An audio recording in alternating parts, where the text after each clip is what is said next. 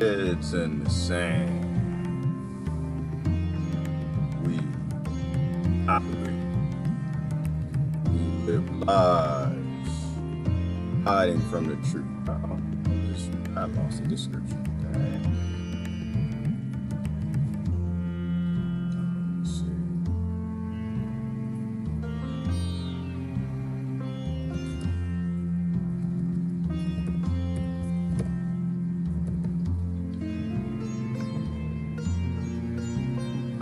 Look up, I lost the description. All right,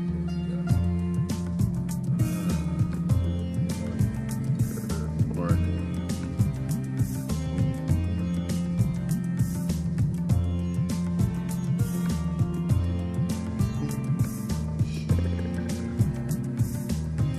Happy Monday. Happy Monday. Happy Monday.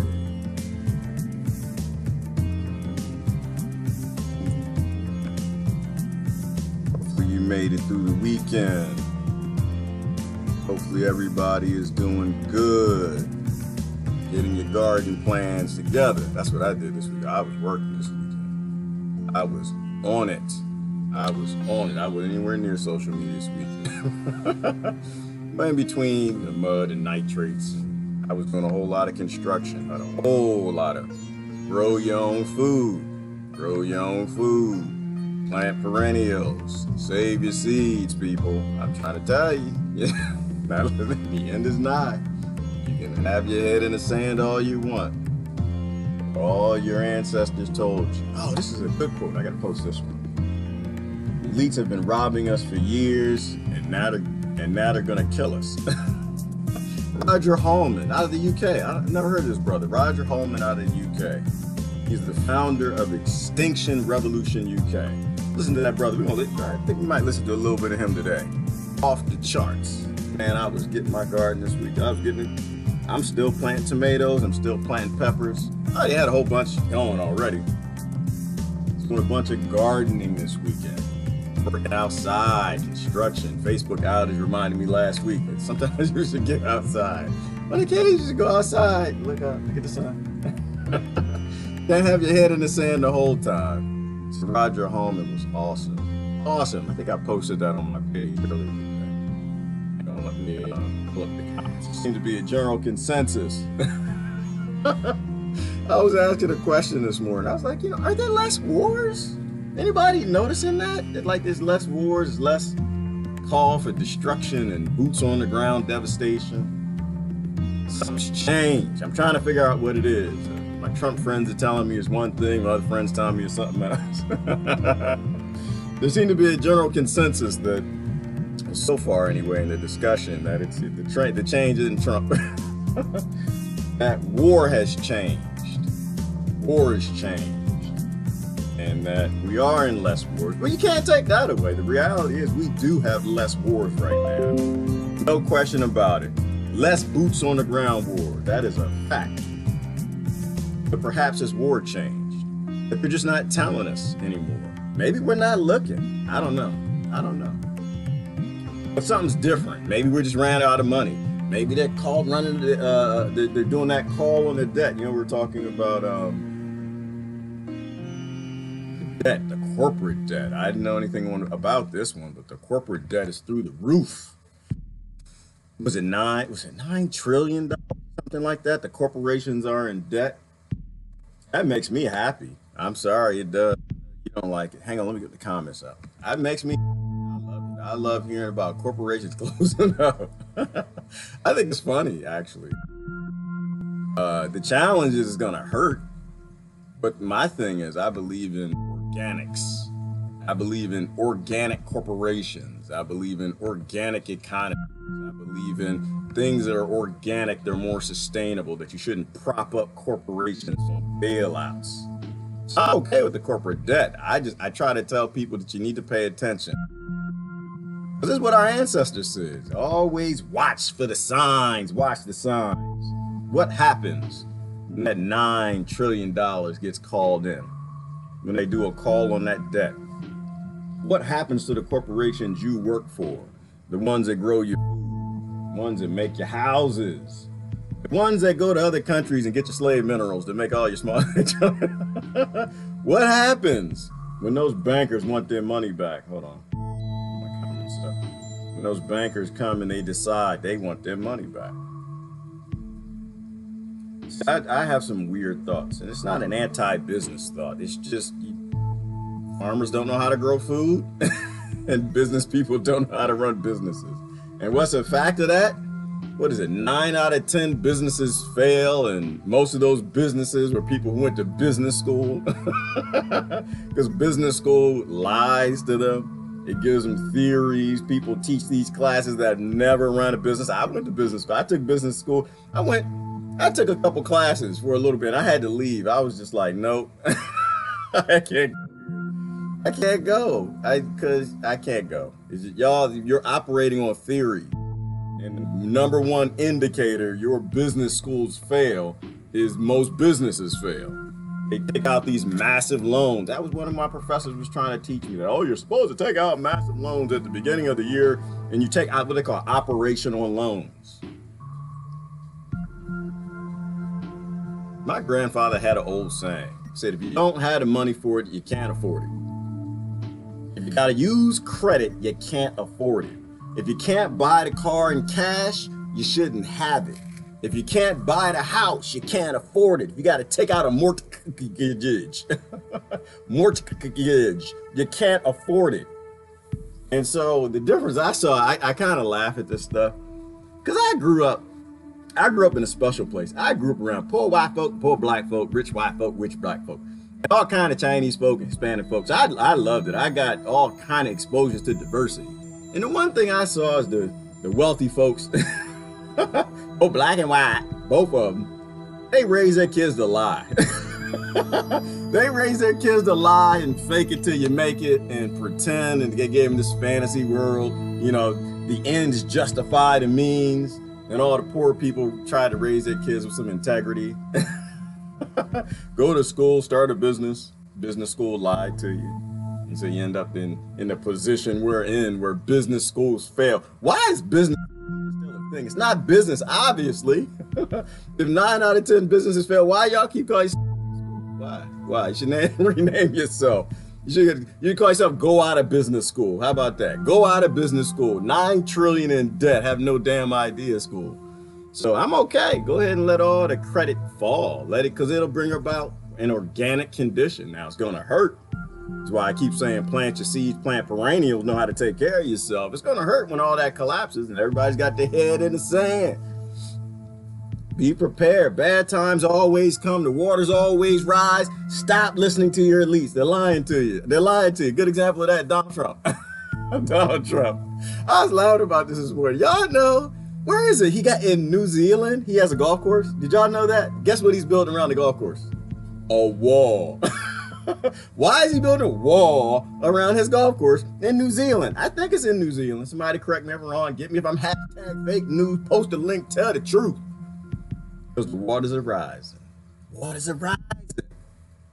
Waters are actually making up to the golf course. Meanwhile, the waters ain't rising when the TV is on. You know, I got to change my music. Hang on. I got to change the music in the background. You know, but people, they listen to their elites. They trust them all day long. That's what I just sit here and I just say, listen, y'all stop listening to these rich people. Y'all better stop listening. I'm telling you, better stop. They do not have your best interests at heart. I know you're scared of the other rich people from the other side that like the other people, but ain't none of them on your side. None of them. Ooh, I'm going to talk about race. Can we talk about race? Oh, no, if I didn't finish on business. See, you know, my take on business, let them collapse. Let it collapse. Let the economies collapse. I was laughing and giggling, listening to all the businesses being closed right now. I think it's a great idea. It's a great thing. It'll get your lazy butt out growing food. It'll get your lazy butt out and start your business and stop working for these killers. Getting your head out the sand. I believe in organics. I believe in an organic economy, not a fake economy. I don't believe in corporate welfare. If a business can fail, it should fail. If people aren't buying the products and the CEOs don't know how to run it, it should not exist. Let it go away, let it collapse. No, I don't care that you work for them. You shouldn't work for them, obviously, because when you prop an economy up on lies and falsehoods and debts and things, bad ideas, then you create this completely unsustainable balloon, a house built on sand and earth, a species built on sand where eventually it's gonna collapse. It's gonna hurt like hell too. So I believe in organic. Let the businesses fail that can fail. Don't give them any corporate welfare, let them fail. And if you work for them, damn it, you need to go make some needles, make some soap, make some clothes, some shoes, or go get a job somewhere else. We gotta stop propping up corporations that shouldn't exist. I don't think corporations should exist at all to begin with. I want to talk about race real quick. I'm talking about race. I'm going to go to race because I was thinking about race this weekend. I was like, really, sometimes I get in these deep thoughts, y'all. When you don't have a life, you can think about a lot. I'm telling you. When you don't have, your kids get grown, they don't even know you come in the house. They're like, oh, I think Dad's here. I don't know. I think Dad here. I thought I heard a noise or something. I don't know. I don't know if he is. They're just in their own lane, in their own zone, which is real cool. I have very independent kids, but when you don't have a family, you can think about these. I was thinking about race this weekend. Somebody answer this question for me. But I actually think race is rearing. Because, you know, we like to talk about racism a lot. People still fighting the racism. Gotta get it. Let's talk about what race really is.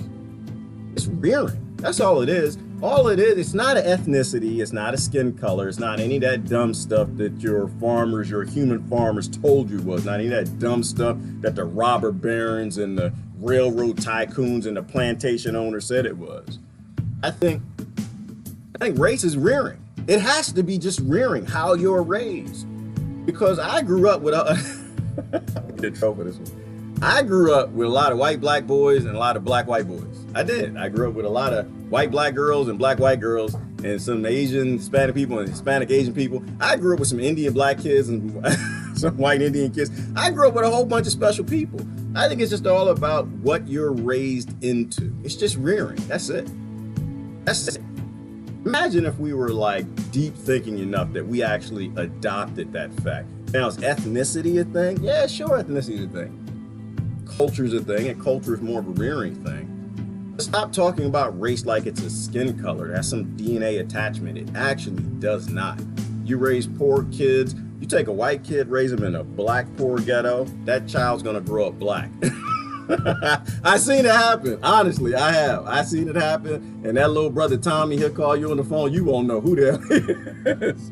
You call him, you won't be able to tell, because his voice, everything he says, how he says it, how he dresses, what he listens to, what he drives, the house he lives in, will all be based in his rearing. So race is more of a, to me, this is more of a rearing and maybe a culture. It's not a skin thing. Gotta evolve. Think bigger than that. Think deeper than that. That's what I was thinking on that. All right, so let me get into the, no, I'm sorry, I agree here. I'm agree some people and I'm going to keep going. Got a bunch of stuff we can talk about today. And today, I'm not working on the plantation. I ain't take my damn time today. I don't have to rush out today. I'm not picking no cotton today. Good morning, Jasmine and Deborah.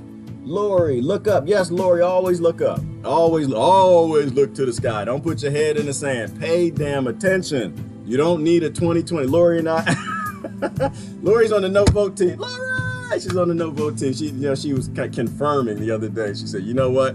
What did I post? Lori, I wasn't talking about you. I think I said something how we act like we're enlightened, we act like we're informed, and all of a sudden the election comes again to get everybody scared and they go vote for their elites. They go find some rich killers to vote for. They go find some rich corporate owners to vote for. They go find some warlords and war criminals to look past the devastation and the killing that they took money to do, and they want to get me to vote for it. Lori's like, I ain't gonna do that again. Lori's like, I'm not, the election not gonna get me this time. Good for you, girl. Good for you. Don't get pulled in. They use fear to pull you in. That's what they do. They use fear to get you to put your head in the sand. I'm on the no vote team. I'm done with it. I'm done. I'm completely done. I'm done with picking the least of the killers. And here's a good example. Good example. I was pissed off. I don't even know how to deal with this one. Honestly, you hear some stuff and you're like, really? Like, this is the real world?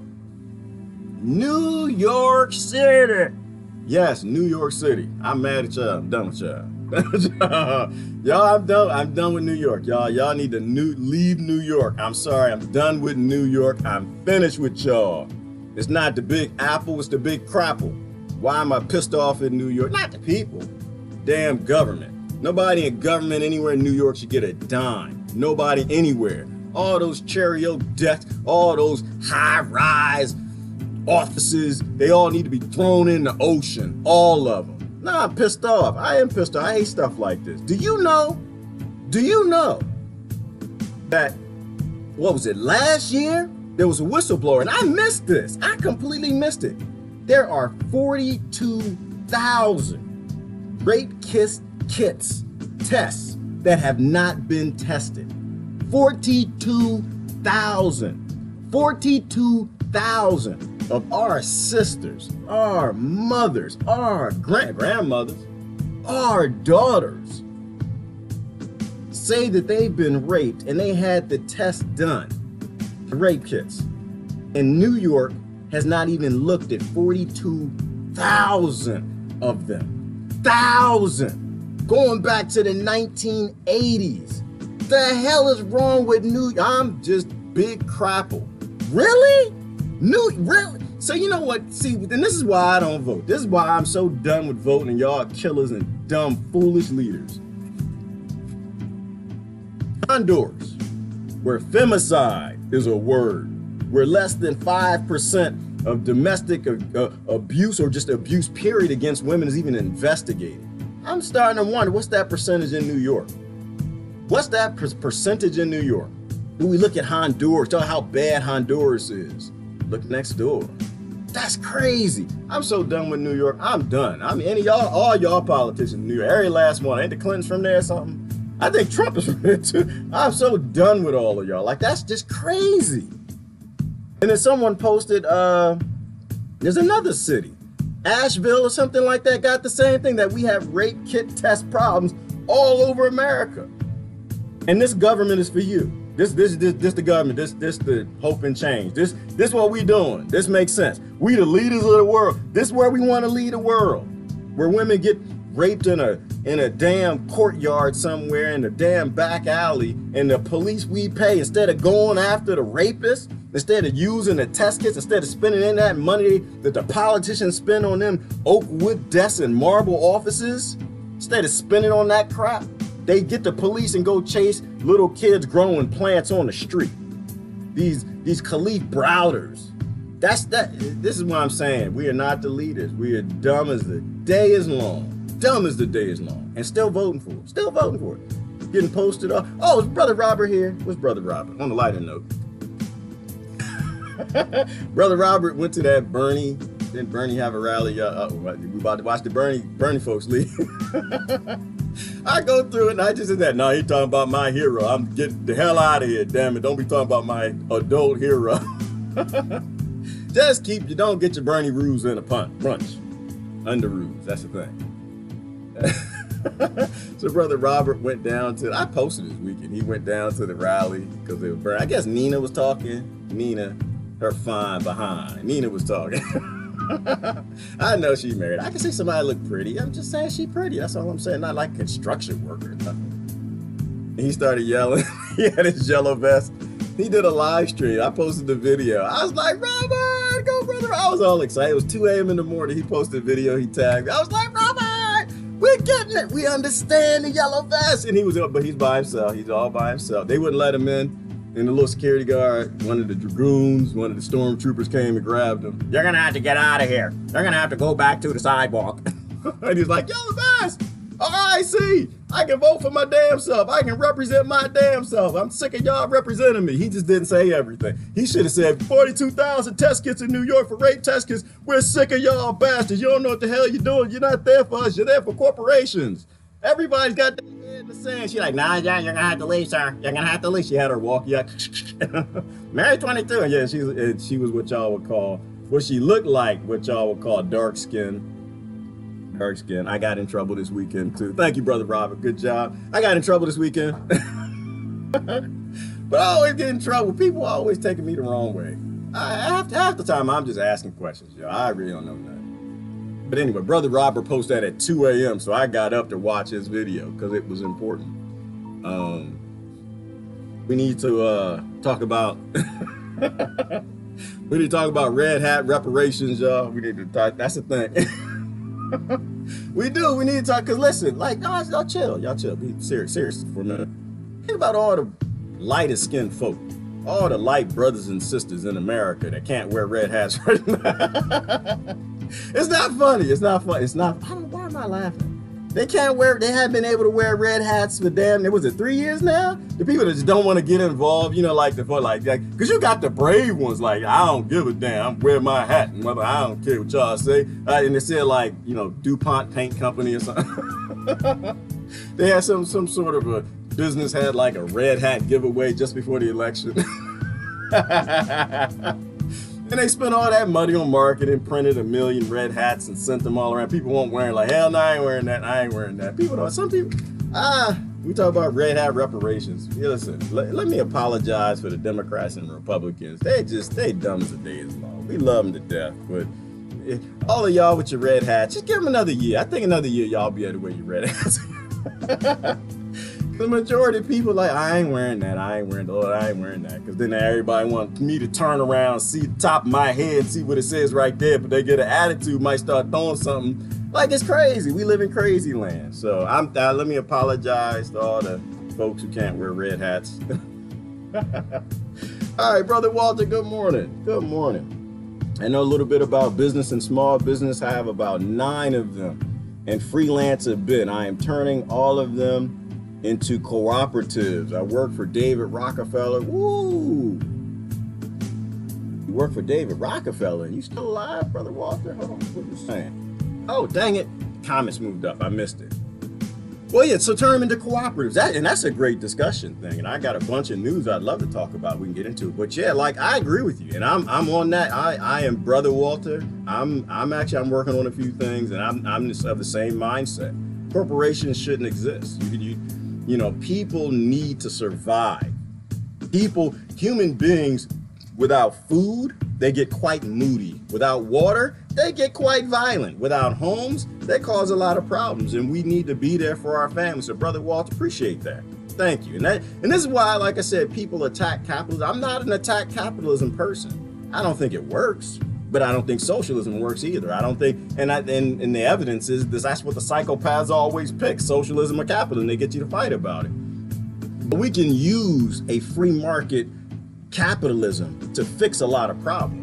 You know, not run by elites and the greedy ones, but using it to actually create cooperatives, give people an opportunity to take care of themselves, to have ownership.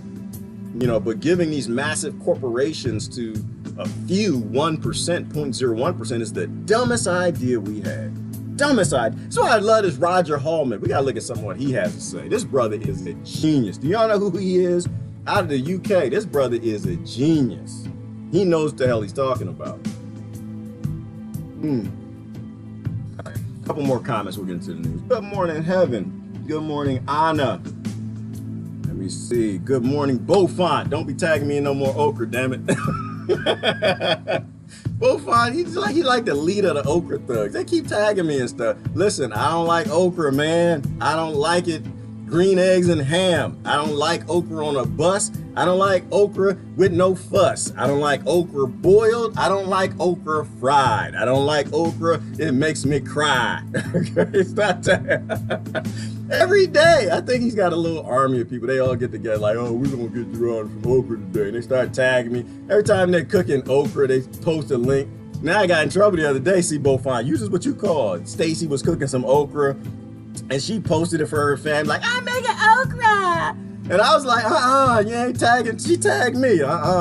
People are like, oh, that looked nice. And you know, I got the people that got the food porn and you're doing something and you're cooking, you're posting.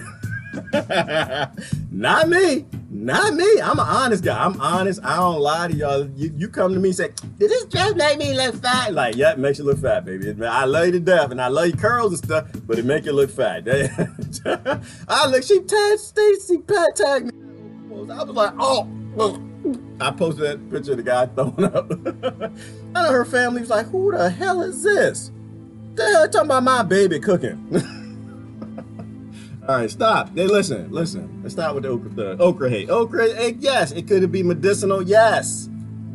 Okra is medicinal. I get that. Has benefits and properties that help some people. Not me. I vomit it up. It just come all out. All the nutrients from the salad I ate before come out. And besides, Hitler Hitler, it wasn't Hitler, he got some nutrients too. Anybody know what Hitler was getting injected with?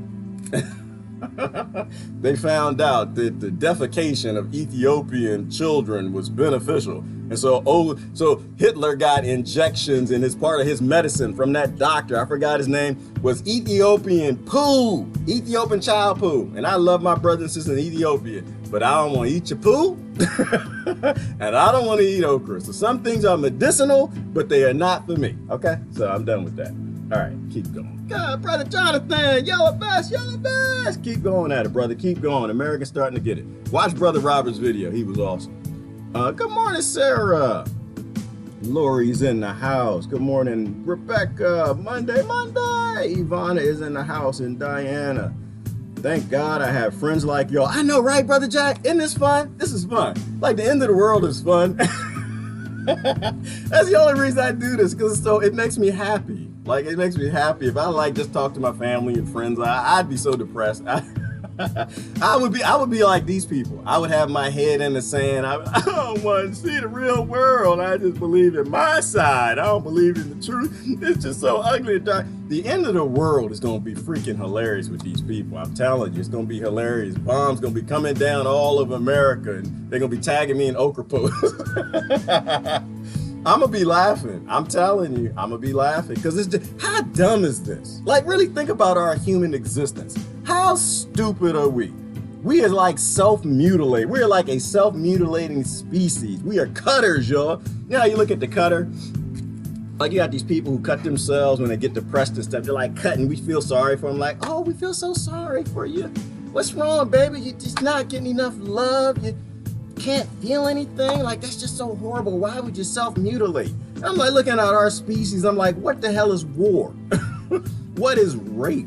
What is genocide? We are a self-mutilating species. We hurt ourselves. We're all one, and we can't seem to stop hurting ourselves. How is that not oddly humorous? Oddly humorous. Like, we have a time where we can, like, literally survive climate change if we want to. We have the technology. But we never talk about surviving a changing climate. We never talk about that damn HARP ship melting polar ice caps and melting the ice because it releases CO2 that's raising CO2 levels. We never talk about that. We don't talk about them faking the CO2 levels. Why? Because they're just keeping the third world, they're pushing to the fourth world, and the fourth world into the fourth world. Why? Because they don't want them to develop, because they want to rule the world. But we don't talk about surviving it. The climate always changes. The damn climate changes, like I said, in Nevada and New Mexico all the damn time. You don't see human migration out of there. No, you don't. No, you don't. Because they got air conditioners and they got piped in water in houses. That's why your politicians don't talk about climate change from that perspective. Get ready for it. No, they'll talk about taking money. They give you a Green New Deal based in consumerism. They get I think Germany has one too. In America, they got the Green New Deals based in, yeah, you can keep buying. Yeah, we can make climate change sustainable. We can make destroying the earth and colonization feel good. Here's a Green New Deal so we can keep murdering and killing people. All right, anyway, good morning, YouTube. What y'all got? Good morning, Phyllis and Linda. Happy resurrection, Sister Linda, Brother Gerard. Happy resurrection. As always, love and light, everybody. Good morning, Brother Augustine. I agree, co-ops are the way to go. Yes, aren't they, Phyllis? Remembering, while we're at it, to keep this in mind, humans are the only species on the planet that have to pay to be here. I know, Phyllis, isn't that crazy? Think about that. Y'all just think about that. Human beings are the only species that gotta pay to be here. Talk about how much we love our kids. I just love my kids. The next generation, we love them. We're gonna do better for the babies. And meanwhile, a damn dung beetle born in Egypt just want to eat dung all its life. Gets a chance to eat dung and ain't gotta pay to be here. It can eat dung and walk through the sand. A cock, rats, mice, all the rodents, they don't have to pay to be here. They got freedom. They can go walk around, do what they want. And all of our children, we enslaved to this Rockefeller, Rothschild, elitist world, which has failed. Which is why I'm gonna go to Brother Roger Hallum in a minute. It's a failed model. And the elites, they know they failed. They know the whole world has failed. We just can't do anything about it right now because we got too many of our soldiers with their heads in the sand. Not soldiers with guns, but intellectual warriors. We got too many of y'all still cheering for elites to represent you instead of you representing yourself. Won't take your head out of the sand. How is that not funny? How is that not a little funny? Like, we can save the world. We can save other species. We can save you. We can free our children. But you rather go throw an egg at somebody because they got a red MAGA hat. Anyway, good morning, brother Kevin. All right, let's get into it. Good morning, Phyllis. New York exit. Yes, Lori, it is insane. There is no reason for New York to even exist. Not a government. Not a government. New York City, get a rope. Exactly, Adrian. I'm telling you, if you don't force these people to do anything good, they're going to keep doing what makes money. And that's every government all over the world. We need skilled people who can nuke them. Whoa! I think people from the Middle East would take pleasure doing it. Well, Helene, I'm a pretty anti-violent guy. Like, I'm just not into violence. I'm not. I'm into force, not into violence. People bring me violence, I will show you force, but I'm not into the whole violent thing. Is that what you're saying? Let me see. Don't vote direct democracy, exclude the globalists. No, we're on the same page. We're definitely on that same page. I didn't get the nuke part. We're definitely on that page. I believe in Sister Helene. I believe that you can make your own decisions. I believe you can pull your own draws up. I believe you don't need a representative. I'm all for direct democracy 100%. The mob rule doesn't bother me at all. I don't care anything about that debate because everything is better than today. Every system that allows the 42,000 rape kits in New York to get tested is better than today. Everything is better than today. Did y'all know baby powder is killing people? Did y'all see this? Baby powder, it shouldn't be a surprise though. It shouldn't be a surprise. It should not be a surprise. Yes, the lady who had the lawsuit against Johnson & Johnson that baby powder caused her cancer won. What did she get? $29 million, $39 million? Uh-huh. And this is the whole point. The hippies were not lying to you when they told you if it's made in a lab, don't rub it on your skin and don't put it in your mouth. Very few things that come out of laboratories are good for you at all. Why? Because they got to make them in laboratories, which means that they're not in nature. They're not exposed to microbiology and your body ain't gonna know what the hell to do with it. Now, mind you, there are medications that will save your life, and I don't say nothing about them. But the vast majority of crap that comes out of laboratories causes cancer, causes problems in your body. Your skin is the biggest organ in your body. All it does is eat everything, for the most part, that you put on it. So if you won't put it in your mouth, don't put it on your skin. Y'all remember when it's hot? Y'all remember when it's hot, people go outside, and I don't know, yeah. I don't know how to say this and not get in trouble, but they take their baby powder because it's hot. And in certain people, got a few more skin areas, right? Like guys, we got the armpit things. Mine was kicking this weekend. I was working. I thought I was working. Somebody cooking? The hell? Smell like somebody making an onion burger or something. All right, sorry, stop. So baby powder. So baby powder, right? I was by myself. I can stink if I want to. So baby powder, and so, all right, there's certain people that got more skin folds. Because where you got the skin folds, that's where bacteria live, and bacteria make the funk, make it smell like somebody cooking onions or something. Ain't nobody really cooking onions, you just need to go watch. But they take the baby powder like, poof, poof, poof, poof. There's certain human beings that got like more things and stuff with folds and stuff, and they take the baby powder and they push it up under stuff and moving stuff and all everywhere. And come to find out, it causes cancer. I think they said it's the talcum in the powder. Like, this is the world we want to live in, is it? Every medication. I gotta show you something. All right, I'm sorry, we did baby powder titty cut. I gotta show you. It's not crazy. It's just these people aren't as smart as they think they are. I gotta show you something. I got all excited. Y'all, listen, we gonna live forever. The planet gonna die. But before the planet dies and kills us, they discovered how to make us live forever. I know it sounds crazy. I said it a long time, the human being was not designed to die. It was not. The human being, based on the studies into, what is that called? Oh, goodness. Telomere science told us that the human being, you're not actually designed to die. You die because you eat and put stuff on your titties. You die because you got all these chemicals in your telomeres. The caps actually shrink over time. But they're supposed to be repaired and you get DNA damage and your organs fail. Guess what they done figured out? They done found another way for the human beings to live forever. And just before we figure out how to live forever, we all gonna die. That's a damn shame, but it's just the way things go. All right, hold on, I can show you this. I got to show you this. The hell is that? I don't know. People with no clothes sell. Here's a great Friday story because it's hopeful. There are insects, some snakes and some lizards, that can actually regrow body parts, like their tails. In fact, those of us who grew up here in South Florida, we're very familiar with this because we're surrounded by reptiles anywhere you go here in South Florida, especially around the Everglades, some really big reptiles.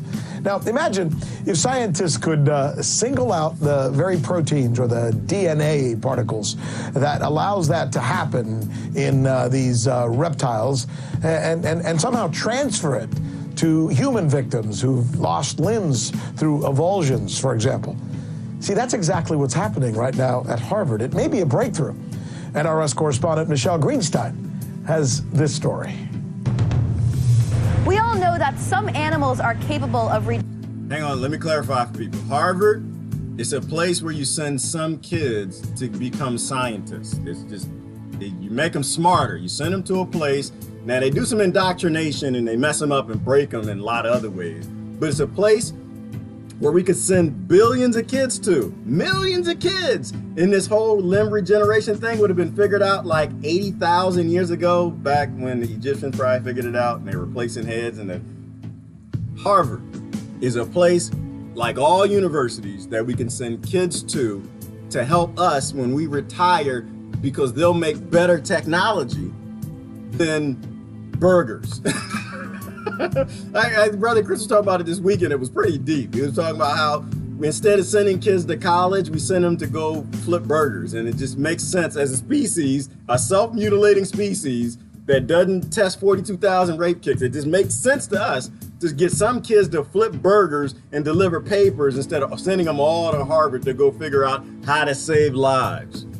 Generating parts of their own bodies. Sharks replace lost teeth. Salamanders and spiders can regrow their legs.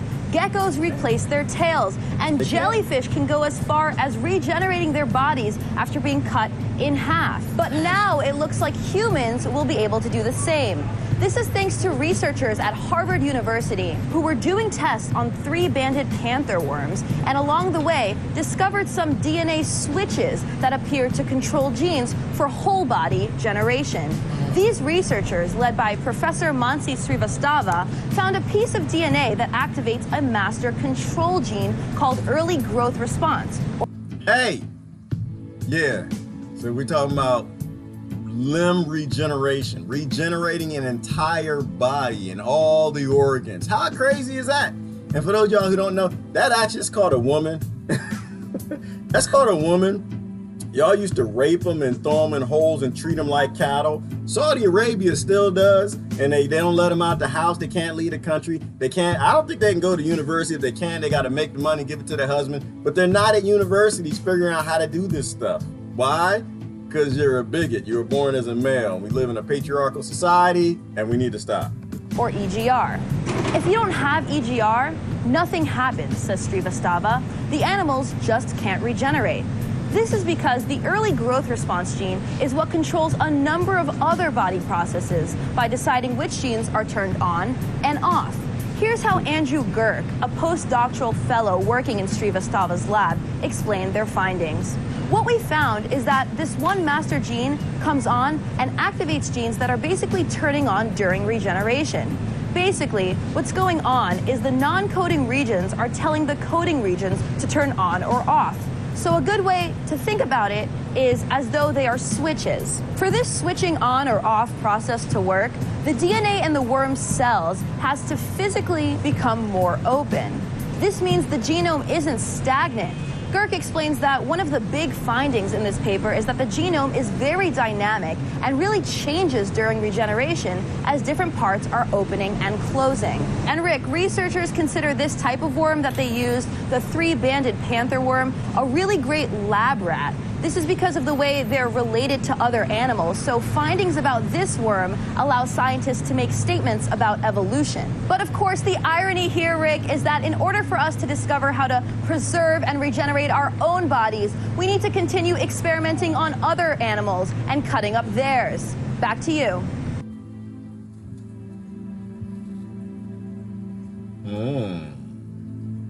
See, the world we could live in. That's why I always talk about technology. That's why I always talk about automation. I always talk about utilizing the resources we have to save everybody we can, as opposed to utilizing the technology and resources we have to keep murdering people and stealing their land. Imagine a world where you're aging, getting old, heart's not operating as it should, lungs are failing, and they just give you a drug which you pass out, you go to sleep for a month while your body, and they trigger that DNA to regenerate a new heart, to regenerate a lung. Or they take your cells and they put them in a petri dish and they grow you a new lung or a new heart, and they replace your body parts. It sounds crazy and it sounds like science fiction, but it's not. Everything man conceives and woman conceives, they always end up achieving. The only challenge is, it's not for you. That's for your elites. That's our biggest problem. We can't seem to get out of this feudal day where we got these heroes. We're building a better day, but it's never used for us because it'll be too expensive for us when they get it created. It's always used for that 0.01%. And this is why I focus on technology a lot, because they are a breakaway civilization. But it's phenomenal. It's phenomenal. We can focus on that. But life is easier with our heads in the sand. Life is easier fighting things that don't matter. Let me see. I am researching. You are great. Thank you. Qigong generates DNA. No, Walter, I'm not great, brother. I'm my mouthpiece. She is great. What is this doctor's name? She is phenomenal. Absolutely phenomenal. But this is how the world works. We can discover our world and we can solve problems, or we can keep making problems. We have too many people on the planet. The rich will get new bodies. We won't. Well, Cindy, I kind of disagree with that, girl. I disagree with that, sis. And the reason why I disagree with that is because we can feed the entire world out of the state of Vermont. Right? They said, I think the last Grow Tower estimate I saw was that you could feed a population of 10 billion people just from Vermont. But I know what you're talking about, because I was watching something else and they were trying to explain that there are too many people on the planet. We haven't learned how to, oh, it was Roger Hooman who said that. We need to look at him. He said that we haven't figured out how to feed the population without destroying the planet. And we already have. We already have. We just don't talk about it. And when they play these sound bites, I think in the media all the time, we start to believe that we're overpopulated. We start to believe that we can't take care of everybody, and we can. It's just we have a resource allocation problem. That's what we have. And it's mostly because everyone's got their heads in the sand. It really comes down to that. It really comes down to they get us people in isms and this human farming. I talk about that a lot, where they're farming us. But we can take care of everybody. We just choose not to, because people fall into their isms, and the elites who run all the politicians and all the parties want to keep everybody fighting, so we don't have real discussions, effectively putting our heads in the sand. So we're not overpopulated. We believe a little too much what we see on TV. The rich will be generated first. The poor don't have medical insurance. Nope, Harley, they don't, and they won't. And not even the upper class. Like when these things come out, it's for the elite. It's not for the baby elite. It's not for the kind of elite and sort of elite. These things come out. And the funny thing about it, the way my brain works, Brother Hartley, half the time, you know this. I think by the time they say it in public, it's already been done in private. And the way my brain works, by the time they tell you about stealth technology, it's already, the stealth ships, the fleets of stealth fighters have already been made. And that's how we kind of see these things playing out. If there's a military application, they're going to use that first before they let the public find out about it. So, you know, is it possible that scientists discovered some of these things in Harvard for the first time? To me, it's very slim. To me, it's very slim. I think they'll figure out how to use it for war first. So I suspect that we're just now finding out about it. Everybody's talking about the New Zealand attacker. My stance on that hasn't changed. I really don't know all the details. I don't know, and I don't know that I need to know all the details. We make hate. We literally manufacture hate through artificial scarcity. And so as long as we're making hate, then these things will happen. If it's true or false, is it a false flag or not? Not really concerned with that either, because all these attacks are used as a false flag. They're always used to take rights from people. Like, that's the whole purpose. They're always used to give more power to the kings and the lords. So whether people want to debate about how many people died, if people died, I'm not interested in that. I see afterwards that they're used to go take guns. And I don't think guns are the problem. It's not that I don't think guns are the problem. I know guns are not the problem. They've never been the problem. Like I posted this week, here's a good example. I posted this weekend, y'all know what the Second Amendment is. Oh goodness, I have fun sometimes. I posted the Second Amendment this weekend, but I swapped out the word people for corporations. You know how many people like that post? They were just liking the post. I forgot what I said. I have to look at it exactly. And someone, they read it and they're like, a well-regulated militia for the corporations to arm themselves, thumbs up. I'm like, you realize you know, but the funny thing is, I don't know if people were thumbs upping because they didn't read it, or they were thumbs upping because they're saying, yeah, that is what today is. And because that is what today is. The corporations have a well-regulated militia of governments and they will murder the people for it. I am anti-gun control. I'm anti in every form. There's no common sense gun control that can ever come from a government that has a military. A government bought by corporations, and those corporations have death rays and Star Wars and nuclear weapons and technology to murder people. I'm completely against the whole military-industrial complex. The idea, to me, that a military-industrial complex oligarchy colonizing globalist government, murdering people and funneling weapons all over the damn world is going to give you a common sense poor people gun control is insanity. I don't understand it. I don't understand it. Because maybe I never really thought about it. Because I used to be, yeah, well, common sense makes some sense. We shouldn't have fully automatic assault rifles. And I started thinking about slavery. I was like, no, I don't think it's a good idea to take spears from the poor people. I don't think that's a good idea. Let's think about who's actually killing people. Who kills more people? Poor peasants with guns, assault rifles, tanks, bombs, pipe bombs, add it all up. Knives, fishing line, hooks, everything. How many people does poor people kill versus governments? How many people get killed by governments versus corporations and poor peasants? It's not even close. Number one killer of human beings is malaria. And that's only because malaria got a head start on the U.S. government. That's only because malaria got a head start on Western colonization. The number one killer of human beings is malaria, and the number two is government, period. So the idea that they got some common sense, not kill the people they've been killing for the longest time, gun control, is just nuts to me, nuts. Corporations should not have guns. Corporations should not have tanks. Corporations damn sure shouldn't own U.S. governments with pentagons, let alone government having military. And I'm not even a big gun guy. I'm not a big gun guy. You're just a gun nut. No, actually, I'm not. I'm just like cannabis. I'm not into it. I just think through it and like, yeah, that doesn't make any damn sense. How the hell we gonna cheer to the number one killers of us to take guns from us? How does that make any sense? I'm not a gun nut. I'm not a cannabis nut. I don't smoke it, never smoked it in my life, but I think everybody has the right to smoke it. It's not my business. Leave people alone. That's what I think. I don't know how we got there. How we get there? I don't know. I'm looking at comments and just things happen in my head. The elites put that into the flow of the minds that are too many people using images and crowded areas to make it appear that there are too many humans.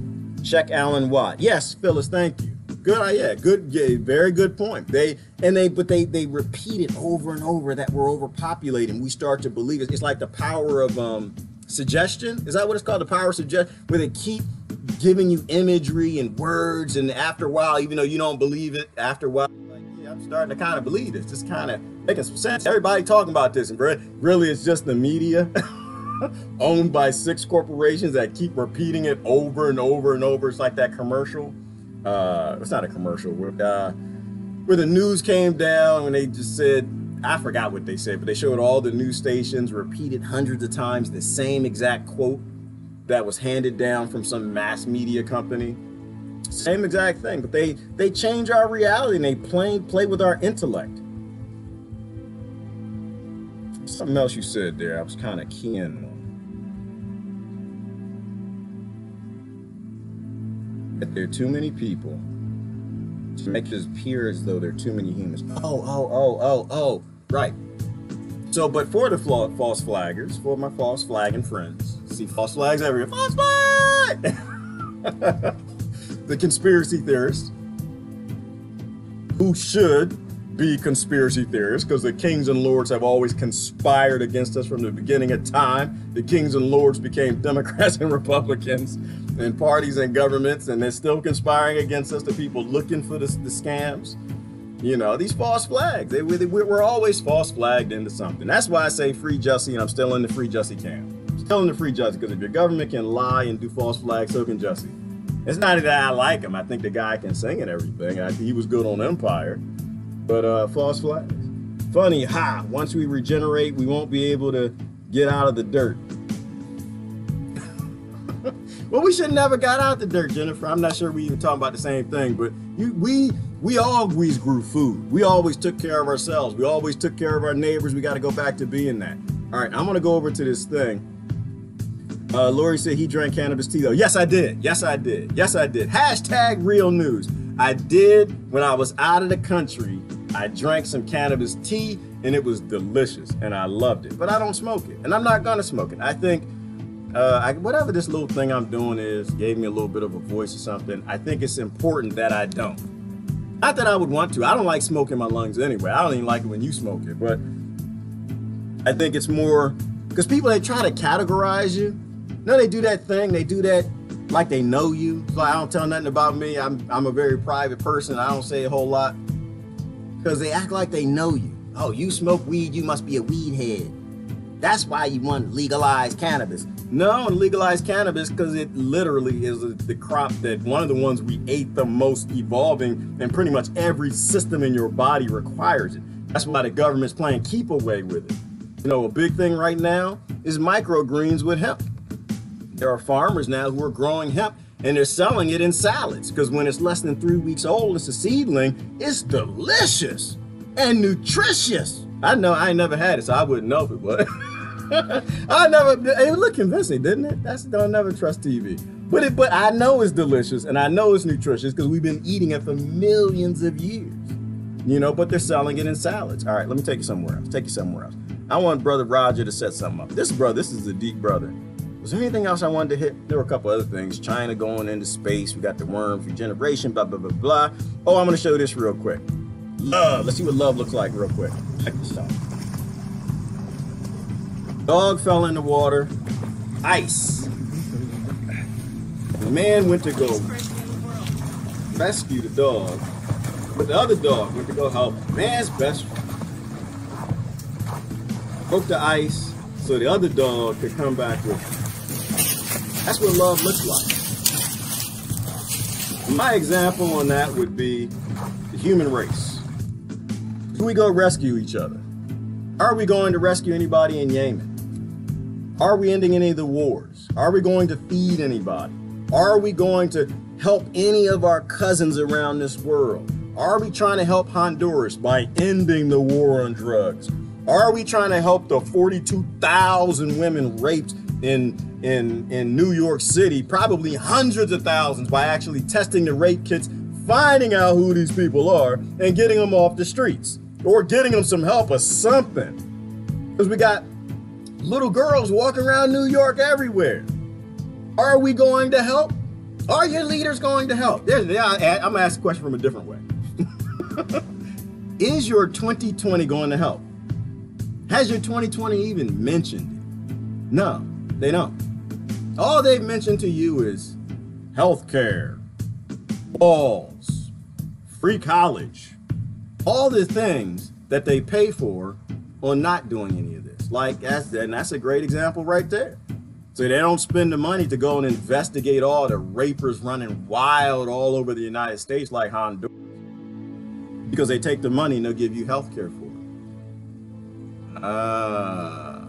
Priorities, priorities, priorities. And that's why I say that I don't really care about your health care. I don't care about your wall. I don't care about any of the crap that you want to sell me, because I know it's all drenched in blood money. That's what I know. If you can't get your human rights work, I'm not interested. And that's why I cheer Brother Robert down there protesting Bernie, trying to get Bernie to talk about the yellow vest. Why? Because if you're trying to give me something on hurting somebody else, I don't want it. All right, let me get over here. But imagine if we were as evolved as what this man is, and going to look out for other people the same way we look out for our pets. Imagine that. That would be an interesting world to live in. I want to live in that world before I die. All right, let's go over to, this is on Chris Hedges, Robert Hooman. I do want to play a good little portion of this. He was off the charts, the way he explained things. And before we get too far down the geoengineering path and climate change, I want to clarify. Let's understand this. Because every time climate change come up, my geoengineering friends come like, no, geoengineering.org. Yes, go to the website, support Dane Wickham, absolutely. But think about how all this fits together. Don't fight climate change. If the climates are changing, if CO2 amounts are going up, then ask your question, where is that damn HARP ship? And is it melting ice somewhere releasing CO2? Or if it's a natural process, or if Saturn's getting too close, or if Planet X is coming, whatever it is, or if it's all the corporations that we buy everything, that makes our shirts and our clothes and our cars, all of that, no matter what's causing CO2. I'm not interested in what's causing it outside of its HARP ship and the geoengineering that these billionaire bastards are doing. Don't get lost in that. Just get focused on the fact that we're either helping people to make it through changing climates, or we're not. And right now, we're not. Right now, everyone's decided to not help, to not use technology to stay the human race, but to self-mutilate and do nothing about it. I want to take you into Chris. Brother Chris. Welcome to On Contact and the first part of our discussion of the impending ecocide and our resistance with Roger Hallam, the co-founder of Extinction Rebellion. When a society becomes... Hold on. Ecocide, like, how is that even a word? Like, you ever think about that? How is ecocide a word? It's like I think about it like I think about Honduras. How is femicide even a word? I think about governments killing its people, the study of democide. How is that even a word? Now we got ecocide. How many sides we gonna have before we grow the hell up? How many sides do we need? This is why we're a self-mutilating species. We're not smart enough to be here. This is what I'm saying. This is why the aliens don't come. I'm done. Let me say this one ecocide real quick. I'm gonna get it. Why don't the aliens visit? When you at the grocery store, you pick up an apple, and you see mold all over the apple, then do you go down and do you talk to the apple? Do you say, hey mold, how y'all doing? Y'all doing good? Y'all want some health care? Hey, we done made it out here. Mold, we can help you. We got technology. No, and this is why aliens don't talk to people on Earth at all. Well, very rarely. They don't talk to me. They don't talk to your government for the most part, because we're like mold on the apple, because we invent things like ecocide. We destroy the ecosystem we got to live on. Hell no, aliens don't want you in space. Why would they want you in space? Why would you think they're that dumb? That they would let a species that kills its own women and rapes its own women, that governments that kill their own citizens on a regular basis, and the citizens jump up to get a government more guns and take their guns, a species that destroys the ecosystem that it needs to live on, Government that takes plants out of your food system like cannabis that you need to eat to live? Hell no, the aliens ain't coming. We're just mold on the apple. The aliens look at the apple, and there's a whole bunch of apples in the grocery store, just like there's a whole bunch of planets in space, and they make a decision. Do I mess around with this mold, or do I just go get another apple? Aliens do just what you do. They put the apple down. All right, that apple ain't gonna make it. That apple, yeah, I know. We're gonna let the mold eat the rest of that apple. I'm gonna go get me a nice, shiny, new, look at that, Mars. Ain't nobody on it. We're gonna work with that. All right, Ecocide, Brother Roger Hall. Was under enormous pressure and contradiction, then the reason why that regime falls is because some people in the elites do side with the general population, and the general population rise up, and the elites sort of disintegrate into chaos because they're no longer virile, as it were. They're not really up to standing up to what's coming, because they know they've totally failed. And I think this is the fundamental thing that's happening in world culture, you know, at the moment, and every month and year from now on, is the elites know they failed catastrophically, according to their own criteria. So this is the final stage, I think, in the next, 2 or 3, 4, 5 years. Which is a powerful discussion. The elites know they failed. They know they failed. They know their model for the world simply, completely, and utterly does not work at all. But do you know they failed? Do you know your government failed? Do you know the greed-based system doesn't work anywhere on this planet? There is one desperate chance left to thwart the impending ecocide and extinction of the human species. We must, in wave after wave, carry out nonviolent acts of civil disobedience to shut down the capitals of the major industrial countries, crippling commerce and transportation, until the ruling elites are forced to publicly state the truth about climate catastrophe, implement radical measures to halt carbon emissions by 2025, and empower an independent citizens committee to oversee the termination of our 150-year binge on fossil fuels. If we do not do this, we will face mass death. Did y'all hear Chris? Is everybody listening? Did y'all hear Chris? Did you hear Chris? I'm gonna summarize that for you. Chris said, pick your 2020 and vote for your new leader next. But to clarify and back up the brother on mass dissent, not mass go vote again, mass dissent. Plato said it first. This is what we always talk about when we say that you don't vote in an oligarchy. Once you realize you have an oligarchy, voting no longer is your tool. They don't care. They own the whole government. They are corporations, they are coffers, they are bankers. They will do whatever the hell they want to do, and all they do are count votes to determine who still believes in the system, who still consents with ecocide and femicide and democide, who's gaslit and lost in it. That's the only thing they use it voting for. But if we just get our Bernie, our Kamala, our Trump, our Obama, if we just get them in, all the oligarchs will do is just change the address of where they send the checks or where they send the bullets. JFK tried that, and they put JFK where they put Abraham Lincoln. That's just the real ugly of the story. So we are at a time for mass dissent. That is the only tool that you have against an oligarchy. Voting is not a tool. Voting is keeping 42,000 rape kits from getting tested. Voting is keeping the self-mutilation from happening to your species. The British-based group Extinction Rebellion has called for nonviolent acts of civil disobedience on April 15th in capitals around the world to reverse what they call our one-way track to extinction. Joining me in a two-part discussion from London is Roger Hallam, one of the co-founders of Extinction Rebellion. So Roger, let's begin with, as you see it, both the political and economic crisis that has brought us to this point. What's happened? Well, what's happened is that we've found ourselves in a major crisis, and we still haven't quite come to terms with it. and it's getting exponentially worse by the month and the year. And in a nutshell, that is that we're putting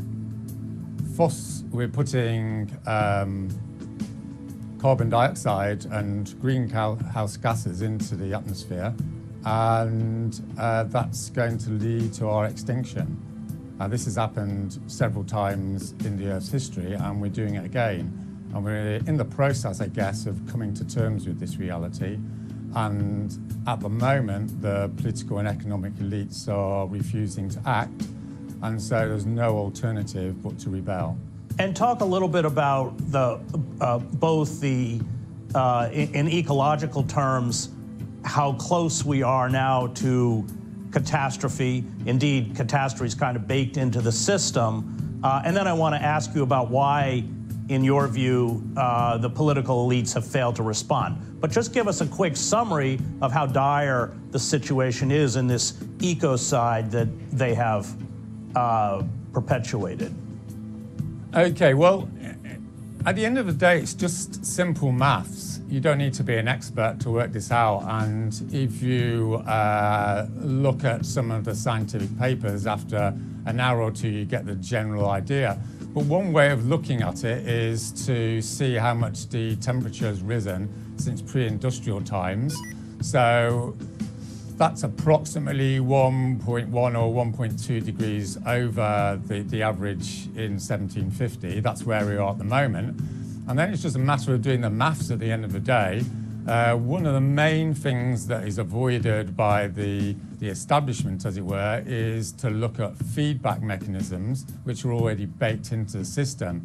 Now, there's some variability around that, but they're at the same time pretty well established now. The first one is the carbon lag. What a lot of people won't realise is that even if we didn't put more carbon dioxide into the atmosphere, we'd still be having a lag effect, which is the greenhouse gases which have still got to affect higher temperatures. So depending on what scientific paper you look at, that could be anything between a half degree and a full degree extra to come through the system. And then there's something called global dimming, which means that when you have removed the fossil fuels from the system, that reduces the pollution levels, and that lets through more of the sun's rays, and that warms the Earth up. And again, the scientific papers come up with somewhere between 0.5 and 1. So the fact of the matter is at the moment we've already got baked into the system another degree, and arguably a lot more. So that takes us up to 2.2. So the whole idea of the Paris Agreement has been destroyed in the first instance, really, by the fact that there's these feedback mechanisms. And then on top of that, of course, you've got the human impact, that we're still putting a massive amount of carbon into the atmosphere. It's been going up. It was, I think, 1.6 the year before last and 2.7% increases. So it's not going down, as everyone keeps saying it should be. It's going up. And so in the next 10 years, we're probably going to be adding another 0.5 into the mix, as it were. So we're heading up to 3 degrees over the pre-industrial average, which is, well, apocalyptic, let's put it like that. One scientist has said once we're heading up to 5 degrees, we're looking at only 1 billion people left on the planet. So that's probably 5 to 6 to 7 billion deaths in the next generation or two. I mean, this is very, very difficult to get your head around, of course, because we've only really discovered this, in the recent decades. But every year that goes by, it becomes more and more clear.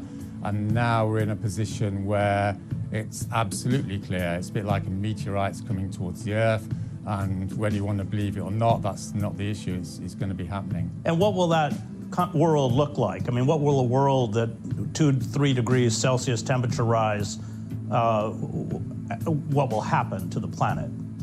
Well, one of the interesting facts is that once you get past 2 degrees centigrade above the pre-industrial average, then it seems like it's highly problematic to grow grains at scale. So civilization is, on the bottom line, it's created by being able to store grains. So if you can't do that, and you can't do that after 2 degrees centigrade or not reliably, then you're looking at losing the basis of civilization. And what that means is fundamentally there's no food. And that. So what does that look like? You join the zombie response team and you go fight to survive. Humans without grain are very moody bastards. They will kill you, they will kill everybody in your house to feed each other. That is a great movie. What is the movie's name? The Road. This is what we're looking at. We are looking at killing 6 billion people. 6 billion people. If Earthicide isn't a thing, it's an Earthicide now. This is where we are. We are in a very tight spot. We're in a tight spot. And none of your leaders are doing anything about it because they all work for the oligarchy. Every single last one of them. I don't know what I'm gonna do. Somebody did tag me in another Green New Deal post. I'm gonna lose my mind. So I'm not gonna show you the whole thing, but he lays it out very simple, very clean. Do we have, and well, he didn't talk about the technology side of it, but do we have the technology to save everybody? Yeah, we do. I think someone posted a minute ago that is it a bad thing if the human race dies? No, I don't think so. I don't think the human race will die. Somebody always makes it. And I just think that your elite, they want it to be them more than they want it to be you. Which is why they don't tell you about the truthful things about space. Yes, I see you, Donna. Donna's in the house. Hey, Donna. This is why they don't tell you the truth about the moon. This is why they don't tell you the truth about the structures and the things that are up there. That we have these high technologies, that we have 0-point energy, that they've been experimenting with limb regeneration for probably the longest time in growing organs, but it's not for you, it's for them. It's for the elites, the ones who are never telling you the truth about any damn thing. You know, it kind of blew my mind. I was off in my rabbit hole this weekend, and I was listening to, they were talking about ancient Egypt. You ever notice in ancient Egypt how, I'll post the link. It was actually a good discussion, good brother I watched on YouTube, how the heads were different, how they have the bird on the body of the man and they got the crocodile and all of that. There actually was a theory wasn't a theory, it was a story that was told that the first pyramid was actually, it was built by someone from the East, a magician who came to town and he showed that he knew where the Book of Thoth was. I think it was the Book of the Dead. He showed him how to build the pyramids. And one of the things in a line that they mentioned that it stuck in my head for a minute was that he knew how to replace severed heads. And that he did that for the Pharaoh, that they would cut off someone's head and replace it. And they did it for a bull. And it really makes you think about aliens. All right, so outside of that, we're not gonna do aliens in ancient archaeology. I know we've come from very powerful people, and some of us worship them as gods. I want to go to the end of this real quick. Towards the end, he's got a few more minutes, and then we'll. Fundamental thing that's happening in world culture, you know, at the moment and every month and year from now on, is the elites know they failed catastrophically, according to their own criteria. So this is the final stage, I think, in the next, 2 or 3, 4, 5 years. In your eyes, given the inability on the part of the ruling elites to respond to this reality or accept the science, have they delegitimized themselves? Well, they delegitimized themselves quite a while ago, didn't they, Chris? In the sense that, for the last 30 or 40 years, they've been, you just need to look at the stats. They've been selling this story that we're all going to become richer if we work hard, and then you look at the stats and you find that they've been running off with all the cash. So I think most of the population has sussed that out, that they've been robbing us for 30 years. and they've been selling us a lie.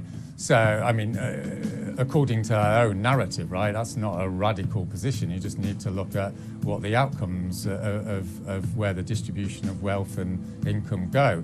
So I think that sort of prepares the ground. And as I see it, you know, the main story here is the elites have been robbing us for 30 years and now they're going to kill us. So this takes it into a whole new territory. And delegitimized, I suppose, is a euphemistic way of putting upon it. I think it's a sort of psychotic death wish might be more appropriate. All right, I'm done with that. You can go watch the whole thing. I posted a link. It was a great discussion. But the elites have been robbing us for 30 years, 30, 40 years, decades, going back to kings, hundreds of years, eons. And now they're going to kill us.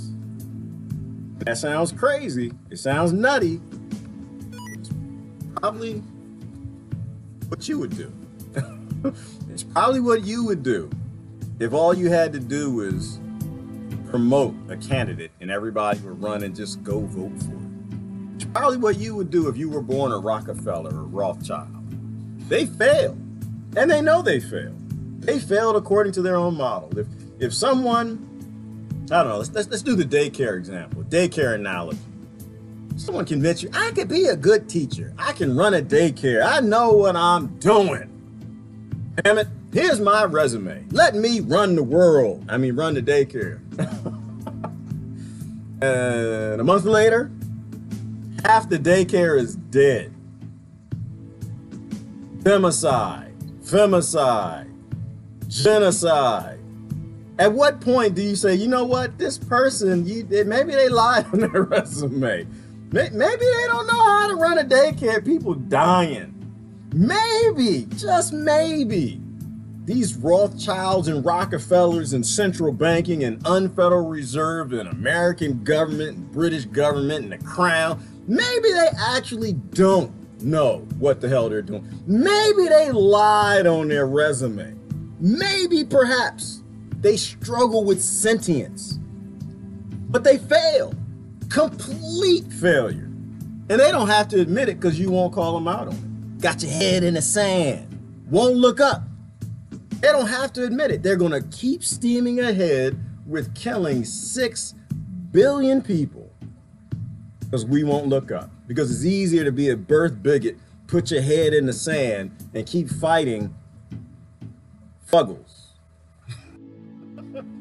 What is a fuggle? Fuggle is a fake struggle. I invented the word. It's a copyright. I got it. A fuggle. A fuggle. So if you put fake and struggle together, you got a fuggle. They give you fuggles. They get you to fight.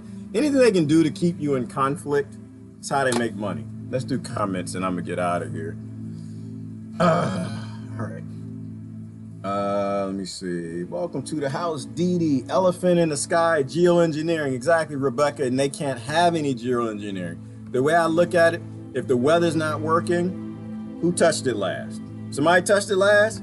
That's who you blame. Governments can't have any geoengineering. Ivana's talking about the Green New Deal. Like I said, you're laughing at it. I don't want to know about no Green New Deal.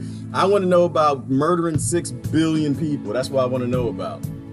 Yes, Christine, fear mongering. That's how they keep us going. They're attempting to get rid of farmers to completely control the food supply and water, and it's been said, New Gold, Monsanto, Bayer, Nestle, suicide rate is soaring with farmers. It is, Phyllis, key. It absolutely is. Putting big corporations in control of a world is a dumb idea. We shouldn't go this direction anymore. Johnson & Johnson is killing people with baby powder. At what point is it enough? At what point do we say enough is enough? Absolutely, completely agree. Oligarchy and kleptocracy. Absolutely, that's where we are, Phyllis. Not even a question. I think considering geoengineering, etc., if organic foods are cultivated within a controlled environment, it's all contaminated. Of course, included our H2O supply, everything. Yeah, it is all contaminated, Phyllis, because chemical companies run the governments. Chemical companies run the governments. They run the pharmaceutical industry. Military industrial complex runs the government. And so everything is poison. Socially, water, food, any sort of medical science. It's all poison. It's all poison by greed. Voting. Let's see who is still subscribed to satellite radio. You know what? So both I don't think anybody's gonna be subscribed to satellite radio when there's only 1 billion people left. The robots, the elites, few slaves. Voters validate the ruling class. Yes, absolutely, absolutely. It's consent. We got to stop consenting to death. We got to stop consenting to killing 6 billion people. I think that's a bad idea. Completely agree. Mold in our bodies from the dust can produce manganese oxide and water. Get an electrode. I'm not letting mold. I'm not letting mold lives matter. If I can stop it. More study needed, but going with my gut on this one. Yeah, Brenda, and mold is, I thought I heard a lecture not too long ago. They were talking about a lot of the cancers and disease we have, they began with mold. Mold living in certain parts of our body, and they just end up in cancerous conditions and anaerobic conditions. Start planting trees, yes, Tina, absolutely. Like a couple generations ago. We killed off all the food trees and humans need to eat. So plant perennials, plant your berry bushes, plant your raspberries. Your elite don't care, and the climate's changing, and they're not gonna do anything to stop it. And most people got their heads in the sand, so it's gonna get worse before it gets better. And that's why I say it's a zombie apocalypse, Tina. I always call it a zombie apocalypse. It's just the zombies are not coming for your brains. They're not gonna say brains. All they're gonna say is food. They're gonna say apples. They're gonna say grain. And they're gonna come in your house and they're gonna steal it. We're coming up to a zombie apocalypse because we've always had a zombie apocalypse. Zombies being hungry people. We either prepare to feed them or we let government murder them. And that's the elite's plan right now. That's them, Democrats, Republicans. There's all the countries, all the Western countries. That's the plan right now, is you get hungry, you get a tummy ache, and you want to go rob somebody, and they shoot you and throw you in prison or murder you. It's how a great way to reduce the population, or they just don't really care. Like, it doesn't even have to be, oh, they're trying to depopulate you by starving you. They don't really care. Like, we don't care what you do. You can plant trees and feed each other, or you can attack each other, and we'll agree with either side of you and killing the other side every other flip-flop election. In a big way, we need a mass planting. Yes, Tina, we need a mass planting, but also people need to just go do it themselves. Because, you know, half the time they're like, well, I'm not doing it because nobody else is doing it. It's like, shut up, go do it. Just go. You need to take care of you. You need to feed your family. You need to feed your neighbors. You need to, why? Because if your neighbors got food, to look out for you. Like, I think everybody needs to just do it. Not focus on if everybody else is doing it. Don't worry about what the masses are doing. Don't worry about anybody. Just you go do it. Look, go to Walmart if you got to, all right? They already got the berries out. Just go ahead. Just do it. Make sure you take care of you. Don't worry about other people. You know, worry about your neighbors, the people closest to you, your kids, you. Make sure y'all are going to be okay. And other people might see you and be like, oh, that's a good idea. Maybe I should do that too. Like every time I meet somebody, you know what? One of the number one questions I ask most people, so yeah, it's springtime. What you planting? This is what I'm planting. And like, oh yeah, well, I'm not planting any. No, first of all, people, they pretend like they are. That's number one. Number one, they pretend because they know it's wise. That's what I'm saying. Everybody knows. They pretend like, oh yeah, well, you know, my neighbor kind of does it. My wife, and she's going to, you know, like, no, listen, this is what I'm planting. I'm planting this kind of tomato. I'm doing black creme this year. I'm doing this. I'm doing that. I already got a couple hundred pepper plants. I'm doing that. You know, that's the number one question to ask me. What you planting? Oh yeah. Are you awoke? That's why I like the word woke AF. I like it like woke AF. I'm woke AF. Oh yeah, you woke AF. Where you garden at? What's in your garden? What you got? What you got? You growing some rice? What you doing? What you feeding? Who you feeding? What you got? Did you plant some coconut trees? What you planting? Did you plant an apple tree? Did you plant a pear tree? What you got? Some kiwi? Fig? What you growing? You woke AF? Oh yeah, what you woke to? Or you got your head in the sand? I'm woke to the other side's problems. Oh yeah, okay. I'm not really woke to everybody. I'm not woke to 6 million people, 6 billion people dying. I'm woke to the things that my leaders tell me I should be woke. I'm Fox woke. Can we call it Fox woke? Call it CNN woke? MSNBC woke? Yeah, you woke. Where you garden at? Where you getting water at? Huh? Where you getting water at when all of this collapses? When the corporations all start collapsing and all the jobs go away because the big bankers want their money back because they're done with America, because America's not doing the wars they want them to do anymore, because Russia maybe ain't playing. That's why I asked that question this morning. Something is different. I don't know what it is. I know, like I said, my friends say, well, Trump doesn't want wars. We are obviously not. We haven't been doing the war game for the last 3 years. Either they're hiding it from us and they're not telling us the truth, or in some sort of weird way, he's having an effect on things where we're not going into engagement in wars as much anymore. Or it's some true battle between the billionaires, where the international billionaires are fighting the American billionaires. I don't know. But something's different. Something's different. And I'm not going to weigh in on the difference. I have no idea what's different. I know we aren't in as many wars. We haven't started as many wars as we used to. If as a species we go down, the earth will recover and start over. It will, Dale, and it'll make the aliens very happy. First chemtrails I noticed in Michigan was a big capital letter A. I've taken thousands of pics since. What? Why would they do that? I remember the beach riding, but I don't think that was chemtrails. Capital letter A. Well, it could be the grid pattern. Maybe it looks that way. We're fighting about whether it even exists. I know, which is stupid, Tina. Like, they're fighting. I think you're talking about the climate changing. Like, yeah, that's stupid. It's so stupid. Like, we're fighting about whether it exists or not. Well, Trump says climate change doesn't exist. I said, yeah, he says that maybe, but you realize that he's a billionaire, don't you? You know he's an elite. You know that he was raised very wealthy. You know that he's going to lie to you because he was raised to lie, because he raised his children to lie, because they always lie to us poor people. We're the peasants. We're the stupid ones. And it's no different than Obama, because he lied to you too. He wants to be in the club and he'll lie to you in your face all he can. He doesn't care. They don't care. It's always a climb for the top.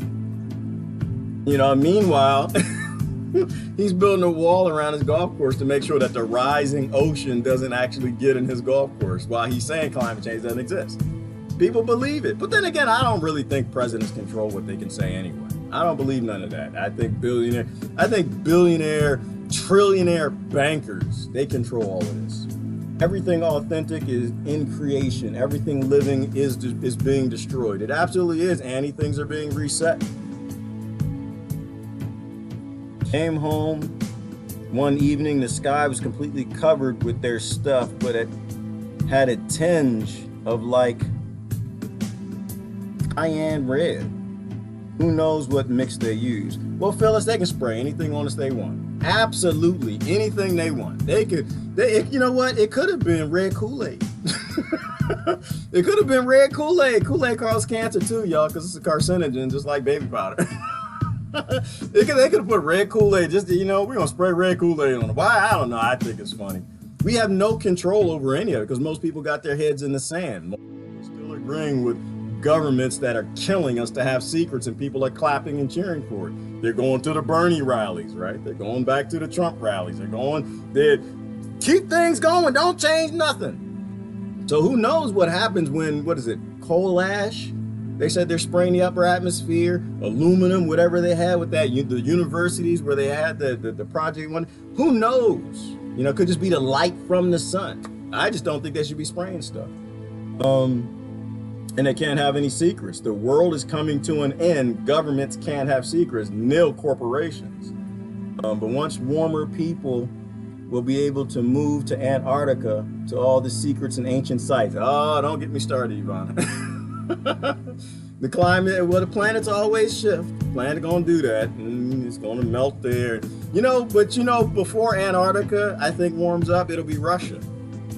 And guess who's the enemy? Guess what? Who we're making as an enemy? You know how much land Russia has, and all that permafrost is melted. You can plant tomatoes up there, but we can't plant tomatoes because Russia gonna build a wall because we're not gonna be allowed up there. Russia gonna sick of our Russian racism. Weather patterns are messed up. They absolutely are. We are nature, all one, all connected. Yes, Amy, please tell everybody that. We are all one. We are all connected. There's no white people and black people and Russians and Americans and Christians and Muslims. We all one big dumb creature. We are one big stupid All right, not stupid. That's wrong. We are one big immature species with our heads in the sand, locked up in isms, refusing to stop self-mutilating ourselves. Getting out old photos. Where did I put all my empirical evidence? Go on, Brenda. On the brink of total destruction and chaos. Yes, we are, Brother Daniel, because destruction and chaos makes a lot of money. Georgia Guidestones. Yes, Mary, that is a thing. We need to pay attention to things like that are very wise in explaining to us that the human population, they want it to be like 300 million or something crazy like that. And it's like, oh, that doesn't make sense. That's just crazy. And you go back and look at what the Rockefellers, when they started the eugenics projects, like, no, this is all true now. This is all true. We know that this is true. It's not conspiracy anymore. Oh, yes, Phyllis, yes. Check the movie Snowpiercer. Quote from the film, every revolution has failed because we could not take the engine and the train. Oh, go girl, Phyllis, go girl. Listen, if y'all haven't watched Snowpiercer, you need to watch Snowpiercer. There's so many great analogies in that. It's on Netflix. I think it's on Netflix, right? Snowpiercer. Watch it. And great quote. So the problem is you gotta take the engine. If you don't take the engine, your revolt is pointless. So people go through these revolts. We need to get a revolt and put a new king in. It's like, no, that doesn't work. So that's why we talk about, like, voting is a revolt too. We gotta get Trump out and we gotta put Kamala in. It's like, no, that's not gonna change actually anything at all. I had somebody so upset at me this week. I was talking to someone, the brother was flipping out. Boy, he was just like, see, and you did this. You voted for Jill Stein. You did this. And I was like, well, hey, slow down, bro. I ain't seen the guy in about a year. So I just paused for a minute, like, all right, he been drinking the Kool-Aid. Let me let this brother calm down. He wanted to calm it down. He was excited. You did this. I try to remember the question I asked him. I try to calm people down. So, like, we can do an intellectual thing. We can actually have, like, discourse, like, they get excited. And I just asked the question. I said, well, if Clinton was in, because he was a Clinton voter, I said, was Clinton in? I said, would there be any less wars? He said, probably. Okay. I don't believe that, but you believe that. I didn't say that part. I said that part in my head because I don't let certain things come. Mama said everything that comes up shouldn't come out, so I didn't let that part come out. That wasn't gonna help the discussion at all. I said, okay, so you believe there are less wars, okay. I said, and who does that matter to? I know it matters to you, but does it matter to the people we're killing? Does it matter that we're killing less? Does it matter that we're involved in less wars? Is that something to cheer? Is it a good idea? Because this was a talk that we had the other day. I think it was Friday or Thursday. Does it matter? Should we be cheering because a rapist didn't rape 10 people this year? He only raped 5. Should we like, yeah, that's a good thing. We're going in the right direction. Yes. No, it doesn't. I said the fact of the matter is that we don't know what's in control of our country. All we know is everybody we put in, we get wars, we get destruction, and we get death, and we get rape. And none of those things is sentient. None of those things we should be involved in. But you did this. I said, yeah, I voted for Jill Stein. I'm not going to vote again. I regret the fact that I voted because I gave consent to all of this happening. I regret that part of it. But do I regret not voting for your Clinton? No, because that's not going to change anything. We're still going to be murdering, killing, robbing, and raping. And I don't think that's evolving, doing less of it, doing none of it. That's called evolving. And he was like, oh. I said, outside of the fact she wanted to invade Iran. And I kind of left it at that, but he got excited. So anyway, here was the point. So the whole take the engine, right? You know how like people say we don't control our resources? If you don't control the resources, you ain't got nothing. You can have all the jobs in the world you want. You're still working for the corporations. Corporations own the resources with the governments. In fact, governments probably own less now. The corporations own it all. So point in a violent revolt is useless. It's completely useless. If you don't take the engine and give the engine back to the ecosystems, back to everybody on the train. I think I'm ruining it, Sister Phyllis. I won't say it. Spoiler alert. You got to take the engine for your world. If you don't take the engine, your protest is pointless. If we don't share the resources and the land, the ecosystems with all the creatures, it's pointless. All you're doing is replacing one powerful, murderous king for another. We're human beings. We have no right to have any control over anyone else's life. So what do we do? And I always say, stop supporting it. That's the first thing you do. Number one thing you do, stop supporting insentient activity. Stop supporting killers. Number one, stop supporting things that are de-evolved. And we'll figure the rest out. That's step one. All these corporations, these politicians, these parties, these people that are lost in it, you got to start engaging with them. I didn't want to engage with that brother. He was upset. It's like somebody pulled his drawers up his butt or something. He was mad. What? You did this. But you got to engage with people. I tell them to plant seeds, save seeds, stop supporting these corporations. They're all based in murder and destruction. And then share. Take the engine back peacefully, because they're all getting all the way up in engine sections. It's a whole bunch of people because they're a little further up on the engine. They're a little higher in the pyramid than you are, for the people who saw the movie. But it takes people to keep that going. That's why words alone, audible words, are more powerful than guns ever will be. Actually speaking to people and ideas, influence, philosophy, critical thought, those things are more powerful than any tank ever made. Talk to people. That's why they're trying to censor social media so hard. That's why they're going to ridiculous lengths to get you to side up against somebody else, to keep your head in the sand. They don't want you talking. They don't want a democracy. They don't want solutions that work for everybody. They want solutions that keep the 1%, the 0.01% in power and kill the other 6 billion of us. Talk to people. That's how you do it. They're just like you. They look a little different. They might even smell funny. They might dress a little funny. Wear too much cologne or perfume, but they're just people. They got the same fear as you do. They put their pants on one leg at a time. Talk to people. Plant all the edibles possible. Yes, Brenda, and not just for us, for the animals too. When deers have food to eat, they don't go walking in your community at night where people gotta shoot them. There used to be food for them too before we knocked all the food down and destroyed it and put up developments. Put up damn junipers everywhere, just juniper. Why are you putting junipers up, putting Home Depot plants and Lowe's plants every damn where that makes no food? Why would you plant anything in your yard that you don't eat? I don't understand that. I mean, I get pretty, I get pollinators, I get that. But what shouldn't most of what you plant be things that you eat and the ecosystem eats? Like, don't you like bees? Don't you like birds? Don't you like deer? Damn it, you might have to eat one. I'm not a meat eater, but when the apocalypse comes, I might like to have a deer or two around. I might even have to.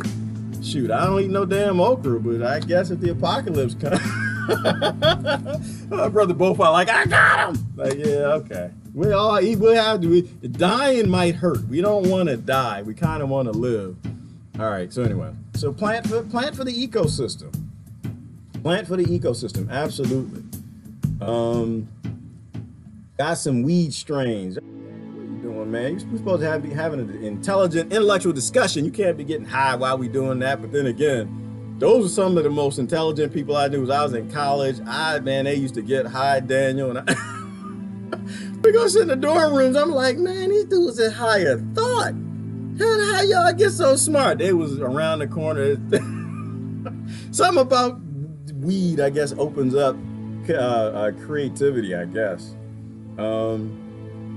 Maybe filled with engineered blood, the island of Dr. Moreau. Ooh, go on, Phyllis. Required reading. Most people read that in school. I don't know if they still read the island of Dr. Moreau. They still read that in school. Also check the animated film, Much More a Cartoon. Gone to Hard Light, years, 1988. You know what? I have to put that on my list, Phyllis. The other thing I gotta watch. Who posted that the other day? Y'all need to focus on the Native American women that go missing. Somebody post the name of it. I have it on my Netflix list. I'll probably watch it tonight. I was actually working this week, and I was actually in the garden. I was constructing. I was doing a whole bunch of stuff. So I didn't get a chance. I fell asleep. Hard work is a good thing. When you work hard, I just go home, I just pass out. I'm done. You know, but I couldn't watch any movie. But there's a movie on Netflix about the Native American women that go missing. To prep or not to prep, that's the question. That's the only question, Jonathan. That's it. That's it. I don't care who's causing climate change. I don't care where it's being caused at. I don't care where that damn harp ship is at. Right now, people aren't smart enough to question it. They trust their kings and lords, and the harp ship is there to protect them from missiles. So prepare. That's it. Prepare. Speak about the truth. Prepare your family. Prepare your neighborhood. And some of us will make it. Anything new with the situation in Venezuela? People have been quiet on that issue. No, Yvonne, I think they lost. Didn't we lose? I think we lost. We tried to start a revolt. We wanted to destroy the country and steal their oil and resources. I haven't heard anything. I mean, I think right now, Ivana, if history is true and it likes to repeat itself, when people keep voting, the CIA is down there. They're trying to create more problems. We're starving more people. I'm sure they're trying to get guns down there, and they're trying to find different ways to get money in there. I'm sure that they're destroying the power grid, which is what they've been doing. The CIA failed. I mean, they failed at getting us involved. And I say CIA, I hate to say that, because the reality is there are a whole bunch of these agencies that have been up to this, and we only know about one called the CIA, so we focus everything on them. But the reality is like a dozen of them. And they're always up to something, and every country's got their own destabilizing nations. And so I imagine Venezuela, what's happening in Venezuela is what's been happening in Latin America since the inception of America, or the inception of the Monroe Doctrine, which they're trying to figure out a way to get a violent revolt and an excuse to send troops and soldiers down there. I think Elliot Abrams, that's what he's up to, and that's what Bolton and all the other war criminals want.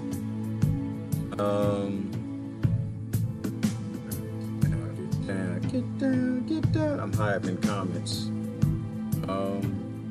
Cooking up some bean soup. All right, Daniel. Well, apparently that's what happens when you smoke weed.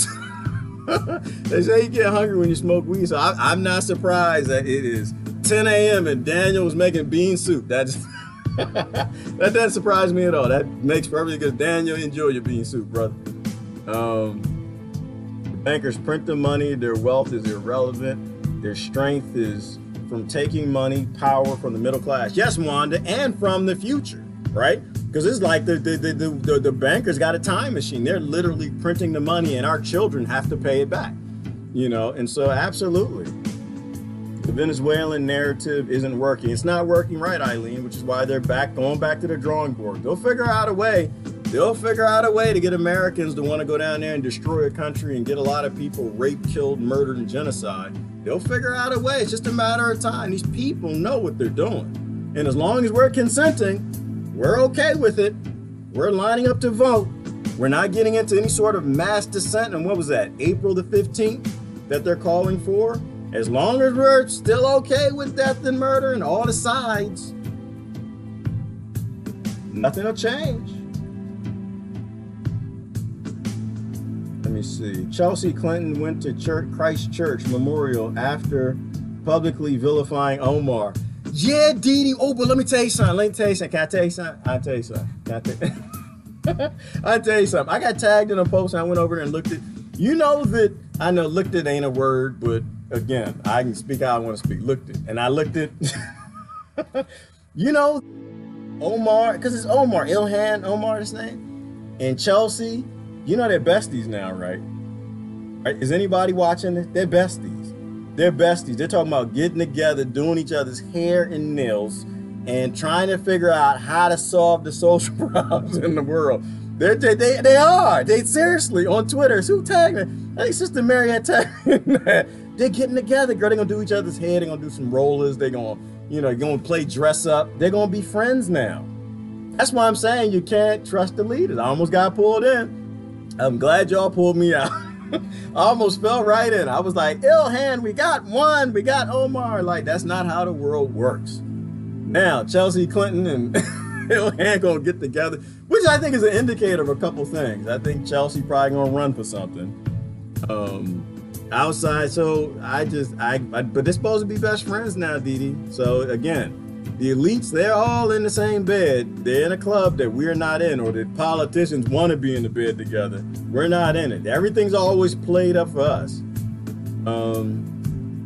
Did I say Ben Stein? No, I should have voted for Ben Stein.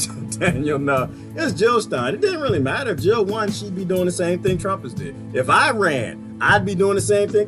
If you ran, Daniel 2020 or 2016, you'd be doing exactly what Trump is doing.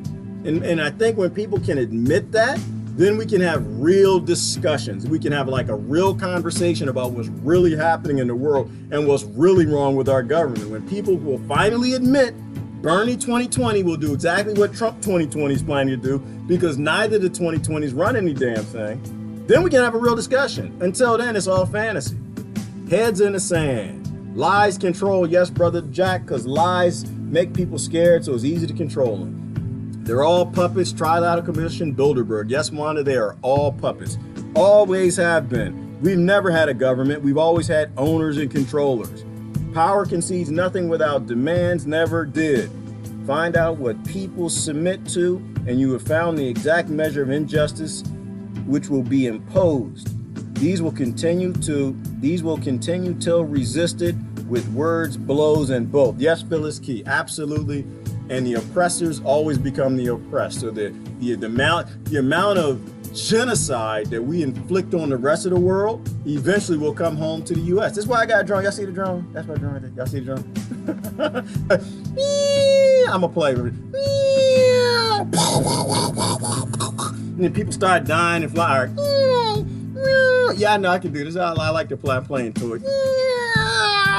Oh, did y'all see the ostrich? Look at the ostrich right here. See where the ostrich is? The ostrich. The only thing about an ostrich and animals, when they put their heads in the sand, it's for food. They don't need to grow perennials. When the ostrich, when his head is under there, he's trying to eat. He's not trying to hide from the world. He's not trying to be a child and stay immature and de-evolve and justify his bigotry, his birth bigotry. When the ostrich put his head underground, it's because some damn food under there. When the polar bear does it, it's some damn food under there. When the koi does it, it's some damn food. When the catfish put his head in the mud, it's some food. When the human put his head in the sand, he just wants to be scared. She's just scared of the real world. All right, let me get to the bottom. Let me get out of here. Moving is expensive and difficult. Moving is expensive and difficult, Estella, but people need to find some land. They need to get involved in co-ops. They need to grow some food. They need to save their own seeds. They need to know how to take care of themselves. That's what all your grandparents said, and they were actually true. The criminals are facing the electric chair. They don't want to be there. Yeah, Jack, well, the world doesn't work. They know the world doesn't work, and so they're playing these games.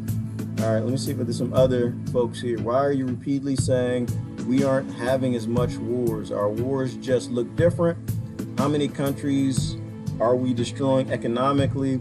How many are we invading by proxy? And that's a good question, Sharon. That's why I asked the question. I mean, there are less wars, right? There are less public wars. There's no question about that. Absolutely. How many did Obama start? He started 6 or 7. I lost count. So there are less wars. Now the talk is still there, but there are less wars happening. So something is changing. So that's why I'm saying it, because we need to look at what's changing. We need to be honest about that change. Do I think it's because Trump is fighting them? No, not really. I don't think that you can fight this. I don't think that a single person can fight bankers, right? But there are less wars, and so the wars are shifting. And so talking about the fact that there are less wars is important. Does that mean the wars are going underground? Right, Daniel said, are they cyber wars now? Is it all more drone warfare now? Is it this whole thing of why would I publish, where the little Trump hand, why would I publish what we're doing wars? You know, is it because now we're not being told? Those are all real good questions. But there still is that chance that the Trump voters are right and he actually doesn't want war. There's that little chance that he's a businessman who wants to make money and do deals, that he's not a neocon and neoliberal who wants to destroy countries. There is that slight chance. You got to give him that.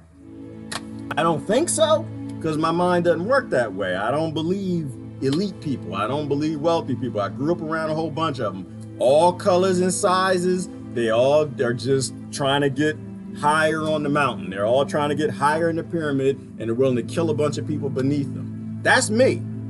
But we got to be honest and say that, yes, there are less public wars, and the real question is why. Preach to the sick. Yes, Jack, you got to preach to the sick. Preach to everybody. Talk to everybody. Sick with lies. Yes, they are. Take the engine back peacefully. Yes, Jasmine, because if you take the engine back with violence, you're going to get more of the same.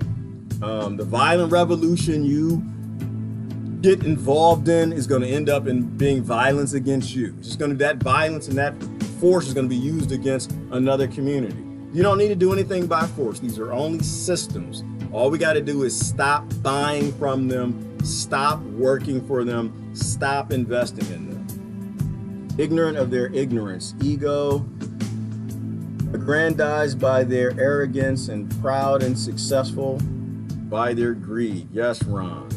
It's all arrogance, ego, greed, and power. The corrupt Flint government pretends to help with projects here and there, reassuring residents, but the land is poisoned, can't be cleaned. Right, Estella? Well, but they like to pretend, right? They're gestures. They do gestures. We got to start being honest with the gestures. It's just a gesture. They like to talk about things. They never actually do anything. I have deer in my yard, moose too. You got moose, Cindy? I ain't never going to visit Miss Cindy, I don't know where you live. I love you, girl. I do. I got deer in my yard. Moose? That's a little bit out of my league. Just a little bit out of my league, unless we're hungry. Moose? Nah, big moose. All right, I know you know. But I didn't see videos where you close to Canada. I didn't see them moose walking through the neighborhood. I'm just not cut that way, girl. Like, I'm not cut that way. I walk out the house. You know what I see, Cindy? I see squirrels. They're like... They're like crackheads running around in the trees and stuff. That's why I think squirrels must be with Daniel. They must eat cannabis, smoke cannabis all day, because squirrels are crazy and nuts. I go outside, they're like, they're jumping around, doing flips and flipping around, and tail go that way, that go that way. He picked this one, throw him through, he land on the other tree, he run this way, and the bird fly through, and it's just crazy. That's what I see. But I walk out the house. I'm not ready to see a moose, a 12-foot moose. That just doesn't work with me. That's just not, it's not going to catch. I walk out my door, see a moose. I'm going back to bed. I'm going to close the door. I'm going to go right back in. I'm going to go to sleep. Nah, I'm not trying to see no 12-foot, 1,200-pound moose with a rack. Listen, I'm going to tell you a secret. Everybody else close your ears. Everybody, nobody listen. Just send this for Cindy. Cindy, so for real. So I don't mess with deer no more. Let me tell you why I don't mess with deer. I don't mess with deer. Because I was growing tomatoes, right? And one year I figured out that if I put jingle bells, y'all, I see laughing. Y'all not supposed to be listening. It's just for Cindy. Y'all stop, close your ears. Yeah. Your teacher ever tell you do that. Everybody close your ears. Your mama said, close your ears. I got to say something to you, brother. Like, you know I ain't closing my damn ears. You know mama ears don't close. They don't. They you get smacked. All right, so anyway, now listen. So I had tomatoes growing. Oh, I was doing good this year. I had black crim. I had pineapple, one of my favorite tomatoes. I had all my cherry tomatoes growing. I had a bunch of awesome tomatoes. And I had a herd of deer coming through the house. So I put jingle bells on them, right? Because I string my tomatoes up like you do in a greenhouse, because you can grow them and lay them down and get a bigger root system. I'm not going into all of that. And the deer come at nighttime and they bite and pull it off. Well, I was getting into the fall, and you know, early on in the year, they bite the tomato, and I hear my jingle, jingle, jingle, jingle, jingle, and I run outside, Cindy. I'll be like, "Ah, get out of here, crazy black bald man, get the hell out of my yard!" And the deer are like, ah, and they prance away until the fall. And I went out there in the fall, and why are you laughing? You ain't supposed to be listening, girl. Cover your ears up. I'm almost done. They going, that deer got his rack. The bull got his rack. And see, and you know the funny thing is, like, you watch these videos on YouTube and you see the deer attack the guy, the hunter, and you're like, yeah, that's why you ain't supposed to be out there hunting no damn deer, you dummy. He had his rack. I went out there, I was in my boxer shorts. I ran out, there's a herd. I ran out there, ding, ding, ding, ding, ding. In the middle of the night, ran out there, ah, get out of here, crazy black man, get the hell out of here, ah. And all the deer scattered except the bull. That bull, I see, he made this noise. What the hell? He didn't move. I said, maybe he didn't hear me. So I ran down off the deck, Cindy. This is why you can't have mooses at my house, Cindy.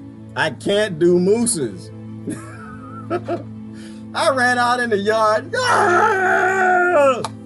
That thing jumped up in there, pranced twice like this and started coming at me. Oh, Lord have mercy. I never ran that fast in my life.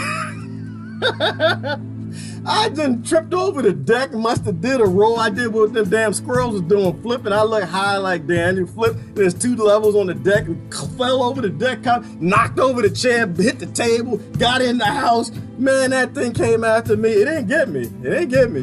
Y'all, listen, why are people laughing? Y'all not supposed to be listening. Cindy, if there were mooses at my house, I would be dead. I'm trying to tell you, listen, I like tomatoes too much. I chase deer for some tomatoes. That's why I don't mess with no deer no more. I was done with that. I was done with the deer after that. That I got, because you know what? Because they understand, we forget sometimes that these damn things been here with some damn dinosaurs. We forget that the deer, they've been here with short-faced bears. The deer been dealing with Kodiak a long time. They're not worried about a little black man from DC. They know right how to deal with you. They know how to deal with a little black man from the outskirts of DC growing up in Maryland. Oh yeah, we done seen you. We know what to do with you. I got this rack and I'm gonna stick one of them in your booty cheeks. I know exactly what to do with you. That's what the Democrats and Republicans do when they put you in prison. So yeah, I'm sorry, Cindy. We supposed to talk about the news and I'm off in the trade. Listen, gardening is fun. It's fun, but never forget that these creatures that have been here, they're a hell of a lot smarter than what we are. Because he knew, he left me alone. He was like early in the spring, like, yeah, all right, ma. I run out the yard, get out of here. They run. He's like, all right, you got me. Yeah, you got me. You got guns and knives and stuff. I ain't got my rack. You wait till I get a little horny and get this rack on my head. You come out here and try to scare me and my children, see what the hell happens. We've been here a long time. You here, little dark man. You knew. You don't understand how this works. You scared me. These antlers are for wolves and for fighting. You ain't got no teeth, all right? You might got some toenails because you don't like to shave your toenails. Might be thick and nasty, but you can't scratch nobody with them. All you do is you just trip and fall. That's why I think we're aliens half the time, y'all, because we don't belong here. We don't fit in nowhere. All right, I'm done. I'm sorry. I can't live around no damn moose. All right, there we go. Let me get down to the comments. I'm gonna get out of here. We should all wear hijabs in solidarity. Yes, Dee Dee, we should. We absolutely should. That's why I think we all should support cultural freedoms. We all should support each other. We all should support and celebrate the beauty of human life. To celebrate the beauty of cultures. Hold on, I gotta plug in. But I just lost my Facebook comments. Got me out here running my mouth. Uh-oh, did I say that out loud? I said that I do. I'm sorry. I drink a lot of water, y'all. If y'all don't drink a gallon of water a day, you need to. It's the only thing that'll fight the cancer caused by baby powder. But water is very important. You gotta drink a lot of water to be healthy. Spock, where are you at? Oh, you talking about Logic? Phyllis, hang on. I gotta turn this on so my YouTube comments will come back up. Not my YouTube, but Facebook is right here. I can see YouTube right now. I can kind of see Facebook. All right, there we go. Where are we at? All right, we're done with that. Let me just make sure there's nothing else in the news I wanted to bring up. I thought that was important. That brother is deep. Roger Hooman. Y'all should listen to him. I posted the link. You can definitely go over and listen.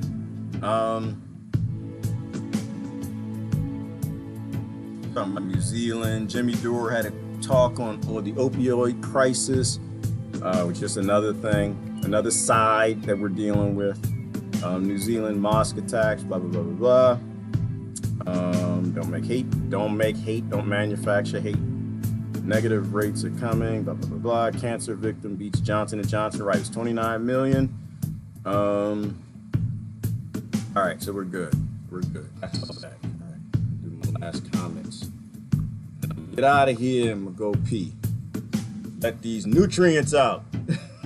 Because when you drink a lot of water, it flushes your system. It takes out mucus and nutrients and things that should not be there. So you got to drink a gallon of water a day. It's very, very important. Very important to being healthy. That's it. So it's not just growing food and eating healthy, but it's actually being active too. Get off your butt, go do things. It's good that Facebook shuts down every now and then. Go outside and see what the sun is like. All right, there we go. Cultural appropriation is a false flag, missing, sane, progressive. Exactly, Wanda. And nobody should be playing that game anymore. You hear cultural appropriation, just say, shut the hell up. Tell them I said so. Tell them I said so. Tell them you're related to everybody who invented dreadlocks, let alone the people who wear them today. You can wear dreadlocks if you want to. Tell them you're related to everybody. Eating mayonnaise, I don't know. Is that cultural appropriation? I don't know. Tell them you're related to everybody eating chicken. Tell them you're related to everybody that's doing any little stupid little cultural appropriation, stereotypical nonsense they come up with. It's just isms. You know, it's just isms. The elite hand down this dumb stuff to get people divided up and fighting each other. It's how they sell books. It's how they get you to go vote for something. There's no cultural appropriation. There are no cultures. You're related to everybody. Everybody across this planet is your cousin. Stop playing with stupid people, y'all. Don't I'm just telling you, what is that saying that when you get in an argument with stupid people, it makes you stupid? Don't argue with a fool. Don't argue with a fool. You know, and that's okay. But also remember, you used to be a fool too. I remember I used to be a fool. Hey man, I was just running for some damn things. I still am. I still the clumsiest fool I know. You know, but everybody's there. You just got to help to try to wake people up. The Georgia Guidestones is some crazy stuff. I can't believe it's real scary. It is hard. Did you just look that up or you already knew about that? Sister posted on the Georgia Guidestones. Drink a lot of coffee, people. Yeah, I got to drink coffee, Daniel. That's the only way I get up in there. I got a lot of work to do today, brother. In fact, I got to get off of here in a minute. I got a lot to do today. It's springtime. This is when the deep state, they love me. Springtime comes, I don't have time to be on here poking fun on the oligarchy. Y'all gonna go off and vote and stuff. I'm gonna go be working in my garden. I mean, I'll still do my best to still do my videos in the morning, but I'm gonna be on here less and less. They got sunshine outside, y'all. The winter is coming to an end. And as much as I love Mark Zuckerberg, I do love you, Zuckerberg, and I love your website, your Facebooking, and you pick the chats and you sold your YouTubes and all of that. I love all of that, but I like food a hell of a lot better. I do. So I'm gonna be outgrowing. I'm gonna be outgrowing food, and I got a couple projects I'm working on. I'm trying to feed people around me because it's important that they eat too. They will become zombies if I don't show some love for them. So I'll be doing that. I'll still be here. Don't get me wrong. I'll still be here. It's just winter comes to an end. Winter's coming to an end, and I don't live where Sister Cindy lives, so ain't no damn mooses. Ain't no damn mooses and grizzly bears outside. I'd be outside. Every now and then I see a chupacabra or something. That'll be about it. I go. I thought I saw a chupacabra one night. I tell you that. I did. Seriously. One night I came home and I looked up in the damn tree. I'm from Maryland. I'm just not used to seeing this stuff, y'all. They got crazy stuff in this state. I thought it's a chupacabra because I watch a lot of like crazy stuff in my mind. It does things. I pull it. I'm like, oh my God, and chupacabra. It was an owl, and he's like, whoo, whoo. Anyway, I'm done. I'm about to wrap up and get out of here. Anyone got any last things that we need to discuss before we bring an end to the tribal discussion of the planet, human race? 3/18. What is Monday? I get out. I got seeds to plant, y'all. I got seeds. Where are my seeds? Oh, they're in the back. I got a lot of seeds I gotta plant today. I'm planting today. What y'all planting today? Y'all woke? What you planting today? You woke? What you planting? Let me see. Today, I got some more tomatoes I gotta plant. I'm doing sunflowers this year. I'm growing some sunflowers. What else I got back? I got some lettuce I'm gonna be planting today, and something else I was planting. I had a pack, I think I put 4 or 5 different packs I was planting. I gotta plant those. Don't mud wrestle with a pig, and in the end the pig is happy and you're just muddy. Ew. Go on, Deborah. Go on, Deborah. Ooh. Because when you lay down with dogs, you get up with fleas. When you lay down with Obamas, Bernies, and Trumps, you get up with war and genocide when you lay down with Omars and Chelseas and Chris Christies and Boltons, you get up with colonization. That's a good point. And they're happy because they get paid to do it. They get paid to sell you out. That's why I understand, but I understand them. You know why I understand them? Because my friends finally got me into the no vote camp. I understand them. Because I don't believe in voting anymore. I don't believe in consent for death and murder. Voting is not how you change an oligarchy. But I understand them. Let's think about it from this perspective. If your politicians don't believe in voting either, then they can take the money. They can take their bribe and they can sell their vote. Why? Because it actually doesn't matter. And they know it doesn't matter. They know that corporations run everything. They know that the corporation is going to buy enough Democrats, enough Republicans to keep everybody divided up, but to make sure they get their wars and they get to spray their chemicals and they can keep baby powder legal. They can keep Monsanto and glyphosate falling from the sky. So they don't care. So they'll just sell their vote. I'd sell my vote. I understand the politicians now. I didn't understand them until then. I understand them now because voting doesn't matter. So I might sell my vote. Let me see. Who want to buy my vote? Where are my Bernie friends at? Where are my Kamala friends, Trump friends? Who wants to bid the highest for my vote? Because it actually doesn't matter. And so if it doesn't matter, then maybe I should get paid for it just like the politicians do. Except for the fact that I don't take bribes. I've tried to been bribed before. I don't take bribes. I'm sorry. I'd love to have a corporate sponsor. No, actually, I don't. I don't like sponsors because sponsors, they always try to control you and drive your voice. like if, you know, I don't know. If, what's a good example? What's a good, yeah, here you go. Here you go. What if one day Elmer came to me and said, Elmer's glue. Elmer came and said, Elmer, here, come here. Gerard, we like to buy your voice. We think you have an important message.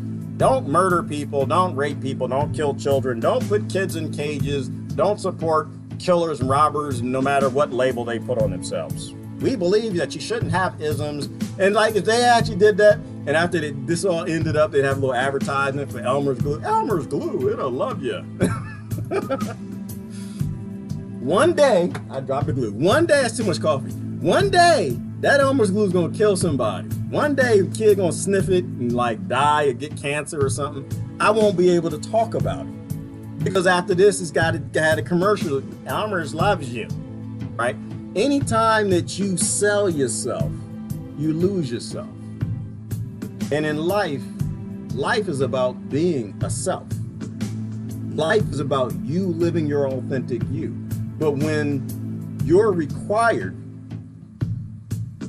when your life requires something else to live, when your life requires that corporation, that job, that education, that political party, that state, that country, that killing machine, then you'll be beholden to it. That's why I say hashtag walk away. Walk away. All right. How you going? You need to get busy on your seeds and your soil? Yes, Brenda, you do. Get on it. That's woke. Don't tell me you woke. People that, we woke, I'm woke. We enlightened, love and light. Okay, yeah, love and light, I agree. Is light on your marigolds? You got any lights on your dandelions? I agree, I'm all on that. I believe you and I'm with it. But are you actually doing the things that you need to be doing? We can talk, and talking is fun. We gotta educate each other and we gotta have conversations. But we also gotta get busy. A lot of people around you don't get it. A lot of people around you need you to use your intellect to help them because they're in a place that you used to be 5 years ago or 10 years ago or 40 years ago, whatever it is. People are depending on you. They're depending on you. Like we exist as an organism, and that organism includes gaslit people with their head in the sand. Oh, while the drones are on their way that they sent to other countries and they're coming back for them. You know, we got to take care of each other. We got to look out for each other. Yes, it is time. Somebody said something about green. I got time to put the greenhouses up. It's time to get the growing going on. William Bill Cooper book, Behold a Pale Horse. All right, Phyllis Keith. That's familiar to me. I'm getting up there, girl, so I don't remember. Phyllis, I remember the Pale Horse, and there's also a Johnny Cash song. Or he talks about the pale horse in one of his songs. Let me see.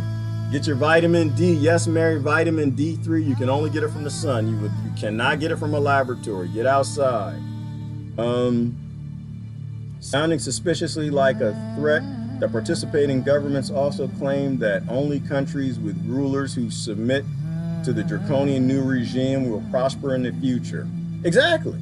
Right. Absolutely. Like that's exactly how it works. You have to sell out to give it, and America sells out, and they gave up their soul, and other nations too. You go along with it, or you get collapsed. Absolutely. Stay woke. Yes, Anna. You know, I don't actually think I'm woke. I actually really don't know what's going on. I'd never seen an alien, never seen no UFOs. I didn't see the heart ship. I actually don't know. All I know is I'm always being lied to, and I trust the conspiracy theorists a hell of a lot more than I do the government that's always lying. So I don't really know that I'm woke. I just know that bad times are coming. I'm prepared for the bad times, take care of who I can take care of, and I'm going to participate less in the nonsense.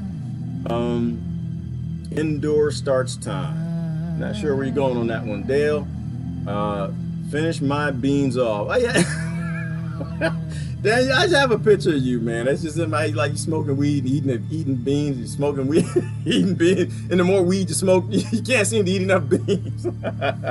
Daniel, to run from zombies, you can't be fat either, so you're gonna have to slow down on the smoking a little bit, bro. Just lettuce, radishes, peas for me. All right, I've never grown radishes, Brenda. You guys post some pictures. Let me know how it goes. I want to do peas this year. I might do the sugar snap peas. I love them. I never cook them either. Like, I'll grow them, and my kids and I will eat them right off the plant. Sugar snap peas. Go at it. Eat them right out. Don't take them in the house. Eat them the minute you pick them. You need to show us your garden. I do sometimes, Anna, and sometimes I don't. I show a lot of plants from it. Like, I got my jackfruit. I'm growing jackfruit this year. I grow them in pots. I got a lot of pot garden, all right, never mind. I don't have a pot garden. But I grow a lot of plants in pots. So yeah, I'll show you more of my garden this year. We're actually working on a project to build some actually significantly bigger greenhouses. So I might have a lot of fun this year. Planting pollinators and onions today. All right.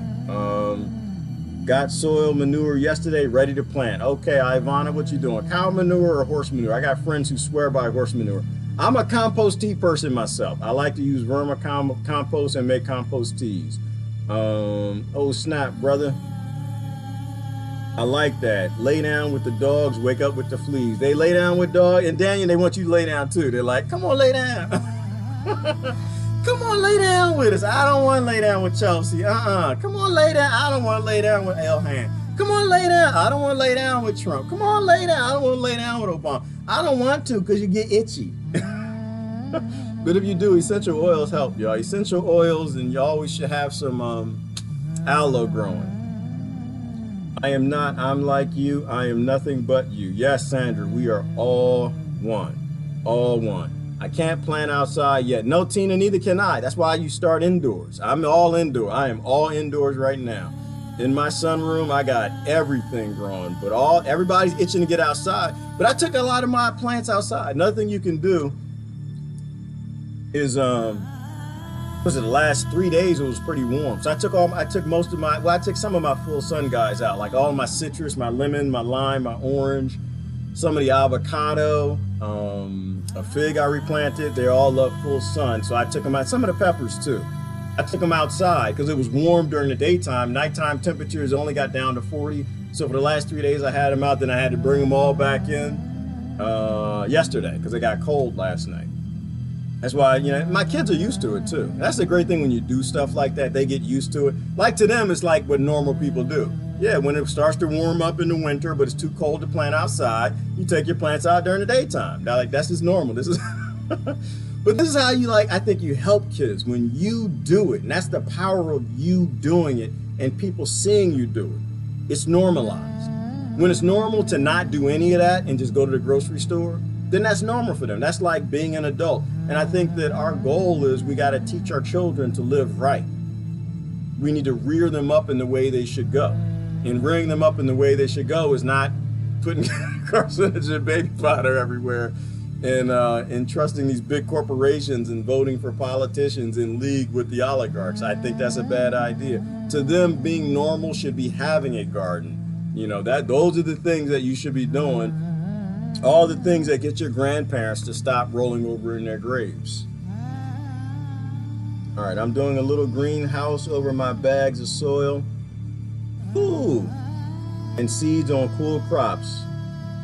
Love to try stuff. Yeah, Brenda, you should invent things. It's like, sounds like you got like a cold frame. Cold frames work out real well. You can get a lot of things started in a cold frame, even in real cold climates. I got friends in Canada, which I think they got their cold frames going. A cold frame is just low to the ground, it's not like a greenhouse. Just a little box on the ground, put your soil in it, and it's got a glass top. If you put it next to a building like your house or something on the sunny side, the brick building will keep it warm enough at night, the soil won't freeze, and the box heats up during the daytime. So you can start a lot of your lettuce in a cold frame now already. And then you do that, and then your kids know how to do it, and then it's normal then. All right, let me go down. Gerard, I'm loving the instrumental Game of Thrones kind of like sound in the back. Yes! Now, I'm all excited, Harley. You talk about the music. I'm talking about Game of Thrones. Game of Thrones is almost back, y'all. But then Game of Thrones didn't go nowhere. That's the world we have right now. All the kings and lords vying for the throne. Game of Thrones, that next week is coming back? I think it's next week. You know what? I picked that one, Harley, because it doesn't sound like the audio, I think, cuts out less with that one. Don't tell me if I'm wrong, but I don't think my audio's been cutting out since I had that new background.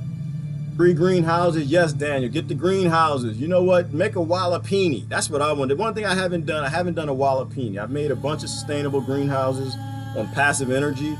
I have not done a jalapeno. I want to do a jalapeno. Jalapeno is when you use the soil to heat up the greenhouse, where you can make it in the side of a hill or a mountain, or you can make it underground. You just got to deal with the drainage.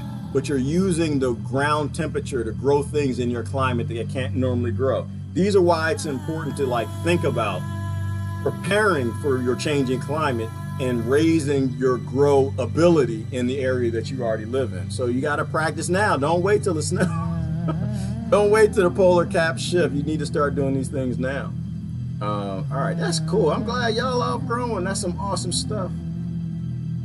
People are waking up and speaking up. That's why Venezuela topic is not in the media as much. I think you're right, Harley. I think you're right. I think people, we probably didn't give ourselves enough credit for that. I think people are actually starting to call the foul. They're actually starting to call out the foul. Not everybody, but more people I see are actually raising up, and they're just like, no, that's not what we're doing in Venezuela. We're going to kill people. We need to stop. So I think y'all need to give yourself a round of applause. I think people are they're tired. They're tired of the sides, the infocide, the femicide, the democide, the genocides, the wars. They're sick of them. Just make sure you do the right thing about it. Just not voting.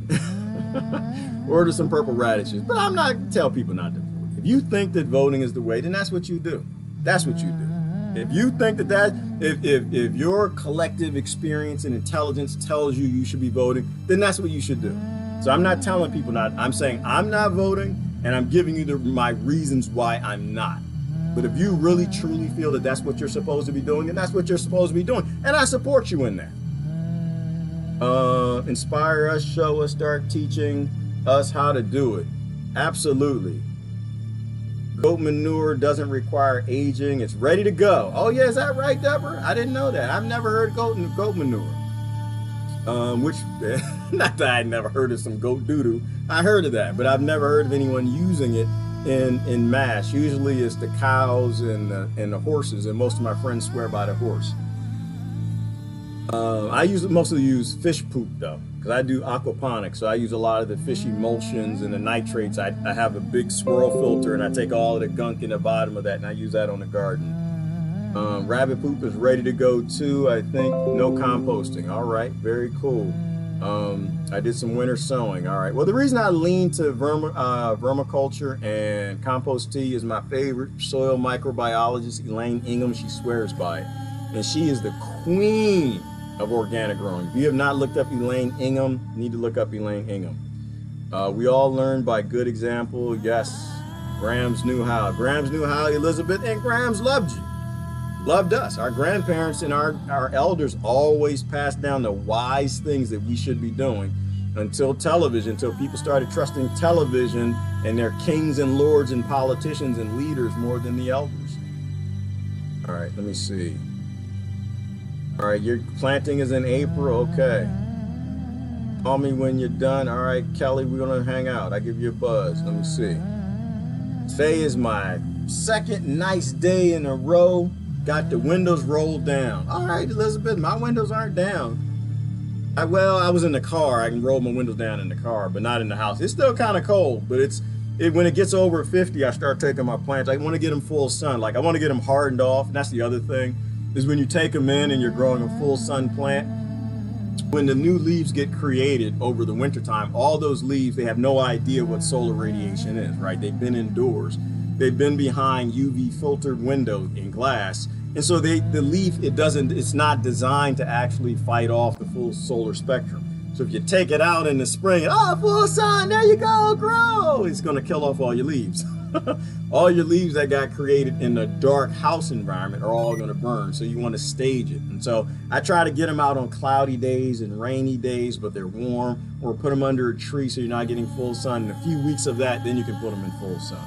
So growing in pots, there's a whole thing to it. There are a lot of different things, but try it, get started. I even got raspberry in a pot. I got raspberry in a pot. I was growing broccoli in a pot for 3 years, and it finally just, I think it died on me. It's not, I looked at it yesterday, it wasn't looking too good, so it might have finally died on me. But you can grow these things a long time. When I was in Belize, I had this old broccoli with this big old stem. The person was growing it for years. Live stream from the garden. I'm working on that, Dale. Actually, I'm working on a new studio that I'm live streaming from. But I got this headset and I can do like a distance thing. And I'll probably start to do more of that. Jumping worms. That sounds weird and unpleasant. Okay, I'm not sure what jumping worms. You mean vermiculture? No, Brenda, vermiculture, that's my favorite of red wigglers. I don't know about jumping worms. I don't know about... yeah, I don't think I'm gonna do jumping worms.